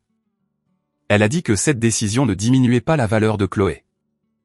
Elle a dit que cela reflétait mes circonstances, pas l'amour. Les yeux de Chloé ont vacillé, l'incertitude se montrant pour la première fois. Puis l'amertume est revenue en force. Elle a dit que la sécurité ne m'était pas exclusive. Elle a dit que sa vie avait ses propres défis. Elle a dit qu'elle s'était sentie négligée pendant des années. Elle a dit que le SUV lui donnait l'impression d'une justice, pour une fois. Grand-mère a secoué la tête, un geste qui portait à la fois de la tristesse et de la finalité. Elle a dit que la justice ne se prend pas. Elle se mérite. Elle a dit que le SUV avait été un cadeau librement donné, pas quelque chose à saisir et à justifier par l'envie. Chloé a serré la mâchoire. Elle a demandé quelle était la différence. Elle a demandé pourquoi il importait qui utilisait le SUV. Elle a demandé pourquoi le monde semblait toujours pencher en ma faveur même quand je ne le demandais pas. Je voulais parler alors, mais quelque chose en moi m'a retenu. Grand-mère n'avait pas fini. Elle s'est tournée vers papa et maman et leur a demandé pourquoi ils avaient décidé que les besoins de Chloé l'emportaient sur les miens. Elle a demandé pourquoi ils n'avaient jamais envisagé de m'appeler. Elle a demandé pourquoi ils avaient caché le SUV au lieu de me dire la vérité. Elle a demandé pourquoi ils n'avaient jamais remis en question si Chloé avait le droit de le conduire. Papa a essayé de répondre. Il a dit que c'était compliqué. Il a dit qu'il avait essayé de maintenir la paix. Il a dit qu'il pensait que me le dire ne ferait que me stresser. Il a dit que j'étais trop occupé. Il a dit qu'il ne voulait pas m'accabler. Grand-mère n'a pas accepté cela. Elle lui a dit que retenir la vérité n'était pas une protection. C'était de la manipulation. Elle a dit que prétendre que c'était pour mon bien était insultant. Elle a dit que le fait qu'il croyait que le confort de Chloé importait plus que ma sécurité en disait long. Maman a tendu la main comme pour toucher le bras de grand-mère, mais grand-mère n'a pas bougé. Maman a chuchoté que Chloé avait toujours été fragile. Qu'elle avait besoin de conseils. Qu'elle n'était pas née avec la force intérieure que j'avais. Que lui donner le SUV avait été un moyen de l'aider à se stabiliser. Grand-mère a répondu doucement que la fragilité n'était pas une excuse pour le sentiment de dû. Elle a dit que permettre la faiblesse n'était pas la même chose que de donner du soutien. Elle a dit que les parents avaient la responsabilité d'élever leurs enfants avec intégrité, pas avec partialité. Le visage de Chloé a rougi. Elle a dit que grand-mère ne comprenait pas ce que c'était que de grandir dans mon ombre. Elle a dit que j'avais toujours été la plus brillante. Elle a dit que chaque accomplissement de ma part resserrait un projecteur qui la brûlait. Elle a dit que le SUV avait été la première fois qu'elle avait l'impression de recevoir quelque chose qui lui facilitait la vie à elle au lieu de moi. Papa a hoché la tête comme si cette explication rendait tout raisonnable. Mais grand-mère n'a pas fléchi. Elle a dit que la difficulté ne justifiait pas la malhonnêteté. Elle a dit que le besoin ne remplaçait pas la propriété. Elle a dit que vouloir quelque chose ne le rendait pas vôtre. J'ai senti quelque chose se soulever en moi à ces mots, quelque chose qui avait été écrasé depuis si longtemps que j'avais oublié ce que cela faisait. Chloé s'est alors tournée vers moi. Elle a dit que je devrais juste laisser tomber. Elle a dit que je gagnerais bientôt plus d'argent que tous réunis. Elle a dit qu'une voiture n'aurait pas d'importance. Elle a dit que cela ne valait pas la peine de se battre. Elle a dit qu'elle avait plus besoin du SUV que moi. Elle a dit qu'elle le méritait. Le mot a résonné dans l'air. Méritait. Elle le méritait. Le voilà. La vérité qu'elle avait contournée toute la nuit. La croyance qui pulsait dans ses veines et façonnait chaque action qu'elle prenait. Une croyance nourrie par des années de favoritisme et d'excuses. J'ai finalement parlé. Je lui ai demandé pourquoi elle méritait quelque chose qui ne lui avait jamais appartenu. Je lui ai demandé pourquoi mes sacrifices ne signifiaient rien.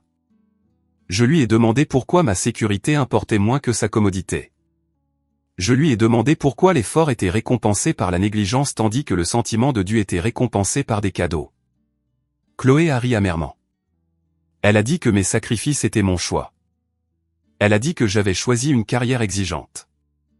Elle a dit que j'avais choisi de rembourser mes prêts de manière agressive. Elle a dit qu'elle ne devrait pas souffrir à cause de mes ambitions. Elle a dit qu'elle ne devrait pas être punie parce qu'elle n'avait pas suivi le même chemin. Lucas s'est agité à ses côtés mais n'a rien dit. Grand-mère a expiré lentement et a dit à Chloé qu'elle avait passé sa vie entière à confondre soutien et privilège. Elle lui a dit que le besoin d'aide ne lui donnait pas le droit de voler l'aide des autres. Elle lui a dit que l'amour ne signifiait pas lui permettre de maltraiter sa sœur. Elle lui a dit que cette nuit ne se terminerait pas avec des excuses. Les yeux de Chloé se sont écarquillés comme si elle comprenait pour la première fois que grand-mère ne changerait pas d'avis. Grand-mère a fait un signe de tête à Maître Leroy. Il a fouillé dans son dossier en cuir et a sorti un autre document. Il a dit que le SUV serait récupéré par une dépanneuse dans les 24 heures. Il a dit que Chloé et Lucas étaient légalement interdits de conduire le véhicule à partir de ce moment. Il a dit que le non-respect entraînerait des poursuites. Papa a éclaté, qualifiant cela d'inutile. Maman a supplié pour un compromis. Chloé a frappé la table de sa main, disant que c'était ridicule. Lucas a marmonné quelque chose sur son travail et le transport. Grand-mère n'a pas élevé la voix. Elle a simplement dit mon nom. Elle a dit que le SUV m'appartenait. Elle a dit que le temps de la négociation était terminé. Elle a dit que la voiture revenait à la maison. Chloé s'est effondrée dans sa chaise, son expression tremblante. Le sentiment de dû s'est drainé de son visage, laissant quelque chose de brut et d'inconnu. La peur. Peut-être la prise de conscience. Peut-être les deux. Papa avait l'air impuissant. Maman fixait la table. Lucas s'est frotté le front, soudainement pâle. Grand-mère a posé doucement sa main sur la mienne. Elle était chaude, stable, pleine de la force tranquille dont j'avais vécu sans si longtemps. Elle a dit que le SUV serait rendu. Et c'est à ce moment-là que j'ai su que les lignes de faille de notre famille avaient changé pour toujours, et qu'elles ne reviendraient pas en arrière. La main de grand-mère reposait sur la mienne d'une manière stable et rassurante, mais avant que je puisse dire un mot, Maître Leroy a redressé sa posture. Le changement dans son expression était indubitable. Ce qui allait suivre ne serait adouci pour le confort de personne. La pièce est devenue complètement silencieuse. Maître Leroy a dit qu'à partir de ce moment, Chloé et Lucas étaient légalement interdits de conduire le SUV. Le concessionnaire et la compagnie d'assurance avaient déjà été prévenus. Toute tentative de déplacer ou de cacher le véhicule serait documentée comme une utilisation abusive intentionnelle de la propriété. La possession continue pourrait être considérée comme un délit. Sa voix ne s'est jamais élevée. Le calme rendait chaque mot plus vif. Papa a balbutié que tout cela était inutile. Maman a supplié du regard pour que quelqu'un ralentisse les choses. Chloé a fixé Maître Leroy comme si elle venait d'apprendre que la gravité pouvait être optionnelle et que quelqu'un avait choisi de ne pas le lui dire. La mâchoire de Lucas s'est serrée si fort qu'un muscle a tressailli près de son oreille. Maître Leroy a dit qu'une dépanneuse arriverait dans l'heure. Le SUV serait enlevé de la propriété et gardé jusqu'à ce que je choisisse de le récupérer. Chloé a eu un hoquet. Lucas s'est levé de sa chaise, faisant les 100 pas derrière elle. Chloé a dit que c'était Noël, qu'ils avaient besoin du SUV pour le travail cette semaine, que personne ne le conduirait ce soir-là. Mais Maître Leroy lui a rappelé que le SUV était à moi, l'avait été pendant près de 11 mois, et m'avait été caché sans que je le sache. Retarder la récupération ne faisait que protéger les personnes qui l'avaient utilisé illégalement. Grand-mère a hoché la tête. La confiance devait être restaurée par des actions, pas des excuses. Elle s'est tournée vers papa et lui a demandé s'il comprenait. Il n'a pas répondu. Il fixait la table comme un élève pris en train de tricher à un examen qu'il pensait que personne ne noterait jamais. Les minutes passèrent en silence, rompues seulement par le bourdonnement des ventilations. La respiration de Chloé est devenue irrégulière. Lucas a juré à voix basse sur la façon dont cela allait ruiner sa semaine. Puis des phares ont balayé les fenêtres. Une dépanneuse s'est engagée dans l'allée. Son moteur grondait, bas, régulier, final. Personne n'a bougé. Maître Leroy est sorti pour rencontrer le chauffeur. Chloé s'est précipitée vers la fenêtre, criant qu'il ne pouvait pas prendre le SUV sans préavis. Elle a couru vers la porte d'entrée comme si elle pouvait physiquement arrêter le processus. Lucas a suivi, plus lentement mais tout aussi tendu. Je suis restée assise. Un calme étrange s'est installé en moi, pas un triomphe, pas une justification. Quelque chose de plus vide. Quelque chose de plus léger. Par la fenêtre, j'ai regardé le chauffeur attacher des crochets au SUV. Chloé agitait les bras, lui criant d'arrêter. Lucas soutenait que toute l'affaire était montée en épingle. Mais Maître Leroy se tenait à côté du chauffeur, un porte-bloc à la main, expliquant calmement que tout était autorisé. Papa est finalement sorti péniblement, essayant une dernière fois de négocier. Maman est restée à l'intérieur, se tordant les mains, comme si l'inquiétude seule pouvait rembobiner une année de choix. Le treuil s'est resserré. Le SUV s'est soulevé lentement sur le plateau. Chloé a crié que ce n'était pas juste. Lucas a donné un coup de pied dans la neige. Papa se tenait à l'écart, les épaules affaissées. Maman s'est appuyée sur le cadre de la porte, les yeux grands et défaits. Et puis le SUV a disparu. Les feux arrière du camion ont disparu au bout de la rue. La nuit est retombée dans son immobilité froide. Chloé s'est laissée tomber sur les marches du porche, tremblante. Lucas faisait les 100 pas derrière elle. Papa fixait le sol. Maman a fermé les yeux un instant comme pour absorber le coup en silence. Quand grand-mère s'est rassise à table, sa colonne vertébrale semblait plus droite, son visage plus calme. Maître Leroy est revenu avec la même présence stable et a rapporté que le SUV était maintenant sous garde sécurisée. Chloé et Lucas sont rentrés dans la salle à manger, leurs visages marbrés de larmes. Ils m'ont tous les deux regardé comme si je les avais volés. Chloé a marmonné qu'elle espérait que j'étais heureuse. Lucas a ajouté que j'avais ruiné leurs moyens de transport. Je n'ai pas répondu. Je ne ressentais rien d'assez vif pour répondre. Seul le calme en moi continuait de s'élargir. Grand-mère a parlé dans le silence. Les choix avaient des conséquences. Les intentions n'effaçaient pas les actions. Emprunter sans permission n'était pas emprunter du tout. Une famille devrait s'entraider, pas voler en silence. Chloé a pleuré plus fort. Lucas fixait par la fenêtre. Papa a essayé de calmer Chloé, insistant sur le fait que les choses pourraient s'arranger. Maman a demandé à grand-mère si le rapport juridique pouvait être annulé, même partiellement. Grand-mère a levé la main. L'embarras n'était pas que le SUV soit pris, dit-elle. L'embarras, c'était tout ce qui avait mené à ce moment. Elle a dit à maman que protéger Chloé des conséquences n'était pas de la gentillesse mais de la négligence. Elle a dit à papa que le silence face à l'injustice était de la participation. Elle a dit que me traiter comme une enfant qui n'avait besoin de rien était un manque de respect déguisé en pragmatisme. Papa a ouvert la bouche mais aucun mot n'est sorti. Maman a essuyé ses yeux. Chloé s'est penchée sur la table. Lucas était assis, les bras croisés, rayonnant de ressentiment. Puis grand-mère s'est tournée vers moi. À partir de maintenant, dit-elle, tout soutien financier qui m'était destiné me serait donné directement. Pas d'intermédiaire. Pas de message relayé. Pas de cadeau caché. La confiance avait été brisée et serait reconstruite avec clarté, pas avec des suppositions. Papa s'est hérissé, insistant sur le fait qu'elle surréagissait. Maman a chuchoté le mot punition. Grand-mère n'a pas fléchi. Ce n'était pas une punition, dit-elle. C'était nécessaire. La transparence était la seule voie à suivre. Chloé a demandé si on lui coupait les vivres. Grand-mère a répondu honnêtement. Elle a dit qu'elle ne coupait les vivres à personne. Elle ne permettrait simplement plus une vie construite sur le sentiment de dû. Le soutien viendrait avec la responsabilité. Chloé a eu l'air confuse, puis vaincue, puis silencieuse.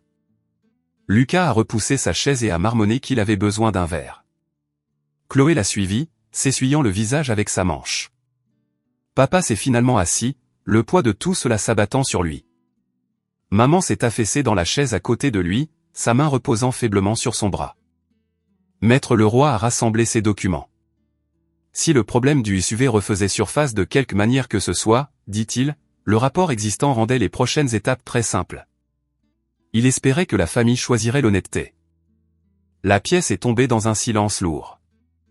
J'étais assise, les mains jointes, et je me suis permis de respirer. Des respirations profondes et complètes qui semblaient étrangères après des mois de respiration superficielle. La vérité avait remodelé la pièce. Pas de manière bruyante ou dramatique, mais dans un règlement froid et constant de la réalité. Je ne me sentais pas victorieuse. Je ne me sentais pas comme quelqu'un qui avait regagné quelque chose de précieux.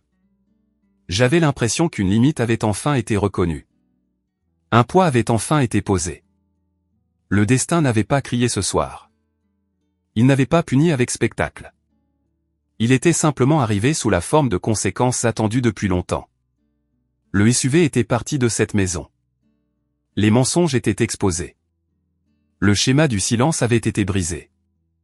Et dans l'espace laissé derrière, quelque chose de nouveau a commencé à se former. Quelque chose de stable. Un début auquel je ne m'attendais pas. Pour la première fois depuis les trajets en bus, les gares de nuit, l'épuisement, j'ai senti une légère aisance dans ma poitrine. Assez pour respirer sans cette oppression. Assez pour sentir que peut-être la prochaine partie de ma vie serait construite sur la vérité, pas sur les choses qui m'étaient cachées. Grand-mère a touché doucement mon bras. Elle a chuchoté que nous devrions prendre l'air. J'ai hoché la tête et l'ai suivie vers la porte d'entrée. La nuit froide de Lyon nous a enveloppés alors que nous sortions, le genre de froid qui rend le monde étrangement immobile. La neige avait commencé à tomber en flocons dérivants. Ils fondaient sur mes joues presque aussitôt qu'ils atterrissaient. Pour la première fois depuis un an, j'ai vu l'allée vide sans le SUV et j'ai senti quelque chose changer en moi. C'était comme si je regardais le contour d'une blessure qui venait d'être nettoyée pour la première fois. Pas encore guérie, mais enfin visible. Je lui ai dit qu'elle n'avait rien à se reprocher. Je lui ai dit qu'elle avait fait plus pour moi en une nuit que mes propres parents en des années. Elle a pris ma main et l'a serrée, et nous sommes restés là un moment, écoutant les sons lointains des célébrations de Noël venant d'autres maisons de la rue. Finalement, grand-mère a dit que le SUV serait livré à un entrepôt local le matin. Elle a dit que Maître Leroy avait tout arrangé. Elle a dit que je devrais le récupérer quand je me sentirais prête. J'ai hoché la tête, bien que cela me semblât encore surréaliste, comme si une partie de moi ne savait pas comment accepter quelque chose qui m'avait été refusé pendant si longtemps. Le lendemain matin, j'ai conduit avec grand-mère jusqu'à l'entrepôt où le SUV avait été emmené. Le ciel était gris, le genre de ciel qui s'étend à l'infini sans révéler si la neige ou la pluie tombera. Lorsque le préposé m'a remis les clés, mes doigts se sont refermés dessus avec un tremblement qui m'a surprise. Le métal était froid, mais le poids semblait juste. Nous avons marché jusqu'à la place de parking, et il était là. Un SUV bleu métallique foncé, poli, silencieux, en attente. Mon nom était toujours sur les papiers. Mon nom. Pour la première fois depuis que la vérité avait éclaté, je me suis permis de le sentir. J'ai ouvert la portière du conducteur et je suis monté à l'intérieur. L'odeur de cuir et de voiture neuve était encore faiblement présente malgré près d'un an d'utilisation. Sur le sol côté passager, un ticket de caisse égaré d'une station-service a attiré mon attention, probablement laissé là par Chloé ou Lucas. Je l'ai ramassé, les plié et les mis dans le petit compartiment poubelle. C'était symbolique d'une manière que je ne pouvais pas entièrement décrire. Grand-mère se tenait dehors, me regardant avec un doux sourire. Quand j'ai baissé la vitre, elle a dit qu'il m'allait bien. Je lui ai dit que je n'étais pas sûr de ce que je ressentirais en le conduisant. Elle a hoché la tête. Elle a dit que cela pourrait sembler compliqué au début, mais que cela ne rendait pas la voiture moins mienne. J'ai mis le contact. Le moteur a ronronné avec une douceur qui semblait presque étrangère. J'avais passé des années à écouter les moteurs de bus tousser et gémir, et maintenant cette force tranquille vibrait sous mes mains. Je suis resté assise un moment, laissant la chaleur se répandre dans l'habitacle. Grand-mère s'est penchée et m'a dit qu'elle me retrouverait à la maison plus tard. Elle voulait que je prenne mon temps. Je l'ai remerciée et j'ai commencé à conduire. Les routes étaient dégagées, bordées de bancs de neige de la tempête de la nuit dernière. J'ai conduit lentement au début, sentant le poids du véhicule, la façon dont il répondait à mon toucher. J'ai passé des points de repère familiers. La vieille église de la rue des Marronniers. La boulangerie où nous achetions des biscuits de Noël quand Chloé et moi étions petites. Le virage de la route où les arbres formaient une arche au-dessus de ma tête comme un tunnel. En conduisant, quelque chose s'est installé en moi. Pas de la joie. Pas un triomphe. Juste une certitude tranquille. La restauration de quelque chose que je ne savais pas avoir perdu. J'ai déverrouillé le SUV et je suis monté à l'intérieur. Le chauffage a rapidement réchauffé l'habitacle. Je suis resté assise, les mains sur le volant, respirant profondément. C'était incroyable à quel point une seule voiture faisait la différence. À quel point je me sentais plus en sécurité. À quel point je me sentais plus humaine. Le trajet du retour a été calme. Des flocons de neige flottaient à travers les lampadaires. La ville semblait plus douce, plus calme. Quand je me suis garé sur le parking de mon immeuble, j'ai coupé le moteur et j'ai laissé le silence m'envahir. J'ai tenu doucement le volant, ayant l'impression d'être entré dans une version de ma vie qui m'attendait depuis toujours. La justice, ai-je réalisé, ne ressemblait pas à un feu d'artifice. Elle ne ressemblait pas à une musique de victoire, à des applaudissements ou à une vengeance. Elle ressemblait à ceci. L'absence de peur. Le retour de quelque chose de volé. La capacité de respirer sans porter le poids de l'injustice. À Lyon, les répercussions ont secoué ma famille. Papa m'a évité pendant des jours. Il parlait à peine quand j'entrais dans une pièce, et quand il le faisait, ses mots étaient secs et prudents. Il semblait attendre que quelqu'un lui dise que les choses redeviendraient normales. Personne ne l'a fait. Maman est devenue silencieuse aussi. Elle planait en marge des conversations, écoutant mais ne participant pas. Elle faisait de petites choses, comme préparer plus de nourriture chaque fois que j'étais là ou plier du linge qui n'était pas le sien. Mais elle n'a jamais abordé ce qui s'était passé. C'était comme si elle croyait que le silence pouvait réparer ce que les mots avaient brisé.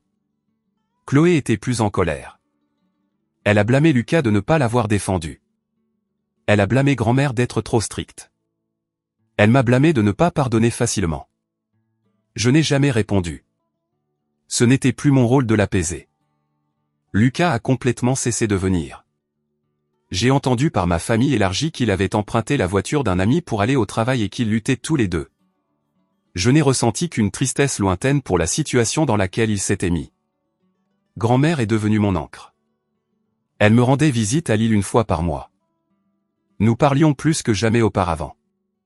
Elle me racontait des histoires de sa propre enfance, des erreurs qu'elle avait commises, des gens qui lui avaient appris des leçons à la dure. Elle m'a dit que la justice avait rarement l'air dramatique.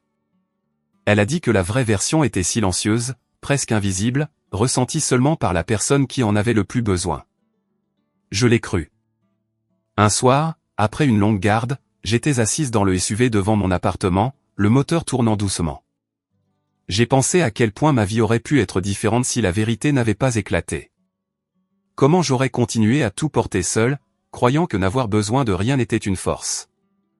Comment Chloé aurait continué à croire qu'elle méritait tout ce qu'elle voulait. Comment mes parents auraient gardé leur favoritisme discret derrière des sourires polis. La restauration de quelque chose de volé a changé plus que le simple transport. Elle a déplacé les fondations sous mes relations. Elle a révélé des fractures que j'avais fait semblant de ne pas voir. Elle m'a appris que rien de bon ne vient du silence, même quand le silence semble plus facile. La justice n'avait pas besoin d'être bruyante. Elle avait besoin d'être réelle. Quand je suis finalement sorti du SUV et que je me suis dirigé vers mon immeuble, l'air froid a touché mon visage d'une manière qui ne semblait plus hostile. J'ai serré ma veste et j'ai pris une lente inspiration. Pour la première fois depuis longtemps, je me sentais exactement là où je devais être. Je suis sorti du SUV et je me suis dirigé vers mon immeuble, le froid me frôlant le visage d'une manière qui ne semblait plus hostile. J'ai monté les escaliers, déverrouillé ma porte et posé mon sac sur le comptoir de la cuisine. L'appartement était silencieux, le genre de silence qui m'avait semblé autrefois solitaire mais qui me semblait maintenant mérité. J'ai allumé une seule lampe, j'ai regardé sa lumière chaude se répandre dans la pièce et j'ai laissé le calme s'installer en moi. Une année entière s'est écoulée après ce Noël, une année qui s'est déroulée dans les longs couloirs d'hôpitaux, les appels matinaux des infirmières, les moments calmes dans la salle de garde, et la confiance grandissante en qui j'étais. J'ai continué à vivre comme je l'avais toujours fait, prudente avec l'argent, prudente avec l'énergie, et prudente quant à l'endroit où je plaçais ma confiance. Mais la différence était que maintenant, personne ne remettait en question ma façon de vivre. Personne ne se moquait de moi parce que j'étais pragmatique. Personne ne levait les yeux au ciel quand je disais que je ne pouvais pas participer à une escapade de week-end ou à un dîner au restaurant parce que je me concentrais sur mes prêts étudiants. Les gens semblaient comprendre que quelque chose avait changé. Peut-être le sentaient-ils dans ma façon de marcher. Peut-être le sentaient-ils dans ma façon de parler. Ou peut-être était-ce simplement qu'une fois qu'une personne apprend ce qu'elle mérite, elle cesse d'accepter le strict minimum. Et tout le monde autour d'elle ressent le changement. À l'arrivée de la fin de l'automne, j'étais dans mes derniers mois d'internat à l'hôpital de Lille. Mon emploi du temps était toujours brutal, mais je savais comment le gérer. Je savais quand me reposer, quand pousser, quand demander de l'aide. Je savais quand m'affirmer avec les chefs de service et quand rester ferme avec les patients qui avaient peur ou étaient têtus. J'avais grandi dans mon rôle sans même m'en rendre compte. Un après-midi d'octobre, après une garde particulièrement longue qui avait commencé avant le lever du soleil et s'était prolongée dans la soirée, je suis sorti sur le parking où le SUV m'attendait. Le soleil plongeait sous l'horizon, colorant tout le ciel d'une lueur orange. J'ai déverrouillé la voiture, je me suis glissé sur le siège du conducteur et je suis resté assis un moment. Ce n'était toujours qu'un véhicule. Rien de plus. Ce n'était pas le symbole que Chloé en avait fait. Ce n'était pas le levier que papa essayait de tenir. Ce n'était pas le secret que maman essayait d'adoucir. C'était simplement un moyen de rentrer chez moi en toute sécurité après avoir sauvé la vie d'autres personnes pendant 13 heures d'affilée. Et c'était suffisant. C'était tout. Je suis rentré lentement ce soir-là, ressentant une fierté calme que je ne m'étais jamais autorisé à ressentir auparavant. Pas à propos du SUV, mais à propos de la vie que je construisais pièce par pièce, la vie que personne ne m'avait donnée, la vie que je méritais même si ma propre famille ignorait tout ce que je portais. Les choses avec mes parents étaient devenues une distance polie. Ils se sont excusés une fois, des mois après que la dépanneuse soit partie avec le SUV, mais c'était le genre d'excuse qui restait en surface. Papa a dit qu'il pensait faire ce qui avait du sens pour la famille. Maman a dit qu'elle craignait que je pense qu'il favorisait Chloé mais ne savait pas comment tout équilibrer. Ils ont tous les deux dit qu'ils m'aimaient. Et j'ai choisi de laisser les mots là où ils étaient tombés. Je ne les ai pas repoussés. Je ne les ai pas rapprochés. J'ai juste laissé la relation s'installer dans une nouvelle forme, une qui ne me demandait pas de me faire petite ou de disparaître. Chloé, pendant ce temps, a eu une année plus difficile. Elle et Lucas se disputaient constamment. Leur relation s'est finalement effondrée sous le poids du sentiment de dû partager et de la pression du monde réel. Sans le SUV, Chloé a eu du mal à garder le travail dont elle était fière. Elle a enchaîné les postes à temps partiel, la plupart dans la vente, essayant de se stabiliser. Elle m'a appelé une fois en été, la voix fatiguée, me demandant comment je parvenais à rester si calme et stable. Je lui ai dit la vérité. Je lui ai dit que rien dans ma vie ne m'avait jamais été donné, alors j'avais appris il y a longtemps que le seul terrain stable que j'avais était celui que je construisais moi-même. Nous ne sommes pas devenus proches, mais nous nous sommes compris un peu mieux après cela. Grand-mère est restée l'encre qu'elle avait toujours été. Elle m'appelait chaque semaine, que je sois entre deux gardes, à la cafétéria de l'hôpital ou en marchant depuis le parking avec mon sac sur l'épaule. Elle me rendait visite dès qu'elle le pouvait, restant pour des week-ends dans un petit Airbnb près de mon appartement pour que nous puissions parler le matin autour d'un café avant mes gardes. Elle a dit qu'elle n'avait jamais regretté de m'avoir donné le SUV. Elle a dit qu'elle n'avait jamais regretté d'avoir mis la vérité en mouvement. Elle a dit que la famille ne consistait pas à savoir qui vous protégiez, mais qui vous choisissiez de soutenir lorsque la vérité éclatait. Je la croyais à chaque fois. Au début de l'hiver, elle est venue me voir faire une présentation dans la salle de conférence des internes. C'était une petite chose, rien de glamour, juste une revue de cas que j'avais passé des semaines à préparer. Mais quand je l'ai vue assise au dernier rang, les mains jointes sur ses genoux, les yeux brillants de fierté, quelque chose en moi s'est adouci et s'est ouvert d'une manière que j'avais oublié possible. Après, elle m'a serré fort dans ses bras et a dit qu'elle voyait le médecin que je devenais. Elle a dit qu'elle savait à quel point j'avais lutté pour cet avenir. Elle a dit que je l'avais mérité chaque centimètre avec intégrité. Sur le chemin du retour ce jour-là, j'ai vu la neige recommencer à tomber. Les flocons descendaient contre le pare-brise comme un souvenir traversant le temps. J'ai conduit prudemment, surveillant les routes, laissant le ronronnement silencieux du moteur m'ancrer. Quelque part entre l'hôpital et mon appartement, j'ai réalisé que je ne ressentais plus le besoin de prouver quoi que ce soit à qui que ce soit. Pas à papa. Pas à maman. Pas à Chloé. Pas au chef de service qui doutait des internes. Pas même à moi-même. L'année écoulée a réarrangé tant de parties de moi. Elle m'avait montré à quoi ressemblait la justice, à quoi ressemblait la trahison, et ce que signifiait récupérer quelque chose de volé. Mais surtout, elle m'a appris quelque chose de beaucoup plus discret. La vengeance n'a pas besoin d'être la destruction. La vengeance peut simplement être la restauration. Ce peut être reprendre ce qui vous a toujours appartenu. Ce peut être refuser de se faire petit. Ce peut être se lever dans une pièce où l'on vous a appris à rester silencieux. Ce peut être regarder les gens qui vous ont sous-estimé et choisir la dignité plutôt que la fureur. Ce peut être entrer dans sa propre vie sans s'excuser. Le SUV s'est garé sous le lampadaire alors que je me garais. J'ai coupé le contact et je suis resté assise un moment, laissant le silence remplir l'habitacle. J'ai touché légèrement le volant. Ce n'était plus un symbole de trahison, de douleur ou d'injustice. C'était juste une petite partie d'un voyage plus vaste que j'avais choisi pour moi-même. Quand je suis sorti de la voiture et que je me suis dirigé vers mon appartement, je me sentais calme. Je me sentais entière. Je me sentais prête pour tout ce qui allait suivre. Mon internat était presque terminé. Le solde de mon prêt diminuait lentement. Ma carrière prenait sa propre forme. Et je construisais une vie non pas parce que quelqu'un m'avait enfin donné la permission, mais parce que j'avais décidé que j'en méritais une. Avant d'entrer, Je me suis tenu sur le trottoir et j'ai levé les yeux vers les fenêtres silencieuses de mon appartement. L'air était froid, mais il ne me semblait plus isolant. Il semblait pur. Il y a un an, j'étais arrivé au dîner de Noël en bus, fatigué, à bout, et ignorante de tout ce qui m'avait été pris.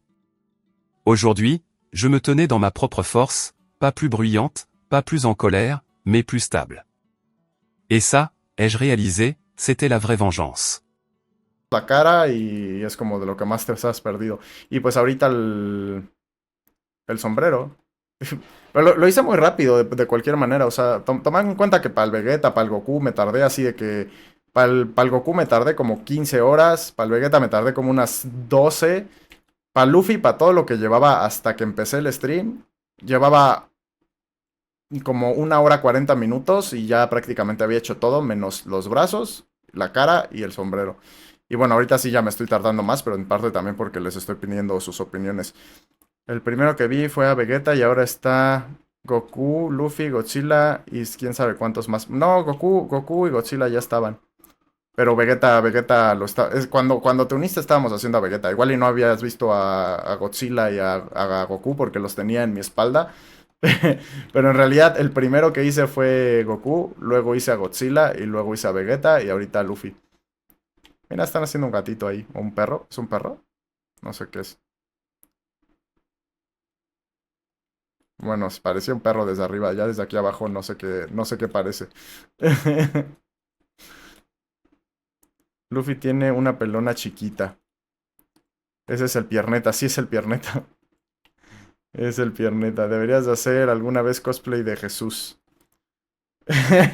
Ya me lo ha dicho hasta mi familia, así que alguna vez me lo he llegado a plantear, pero no sé. No creo merecer hacer cosplay de Jesús. Creo que lo voy a hacer de terracota, de concreto. Y ya está. Voy a rellenar esto.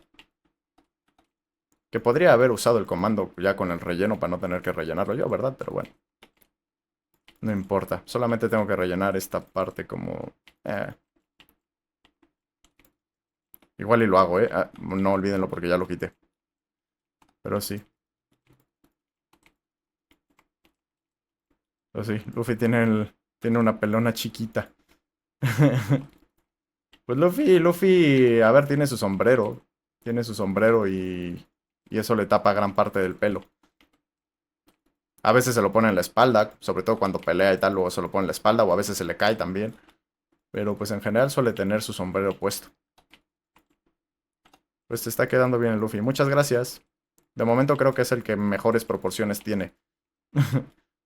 Lo curioso aquí es que el que más chaparro debería ser es el más alto de todos. Porque el más chaparro debería ser Vegeta, pero no. En este universo le dieron de comer demasiado y creció mucho. Porque él debería ser el más chaparro de todos.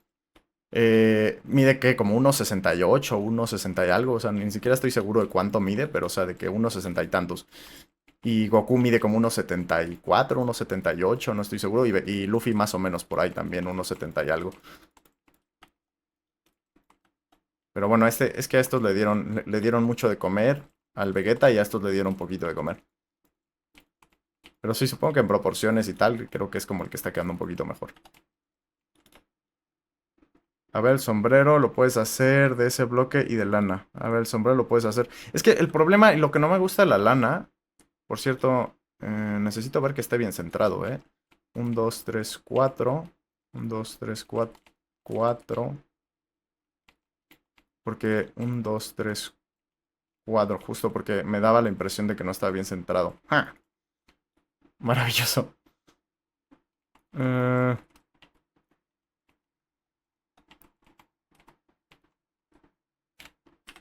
mm, es que lo que no me gusta de la lana es que es muy amarillo. Y el sombrero de Luffy no es tan amarillo. De hecho, el concreto es muy amarillo también, pero un poquito menos que la lana. O sea, la lana es todavía más amarilla. ¿Ve? Brilla más, como que está más saturada todavía. Brilla muchísimo más. De por sí el concreto brilla mucho, o sea, es muy amarillo. El sombrero de Luffy sí es amarillo, porque sí es amarillo, pero es como un amarillo un poquito menos saturado, con unos tonos un poquito cafés incluso.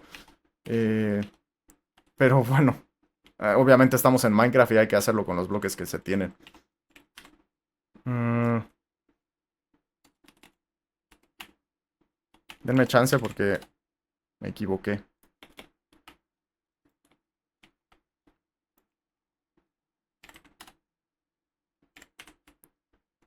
Me equivoqué, entonces voy a quitar esto.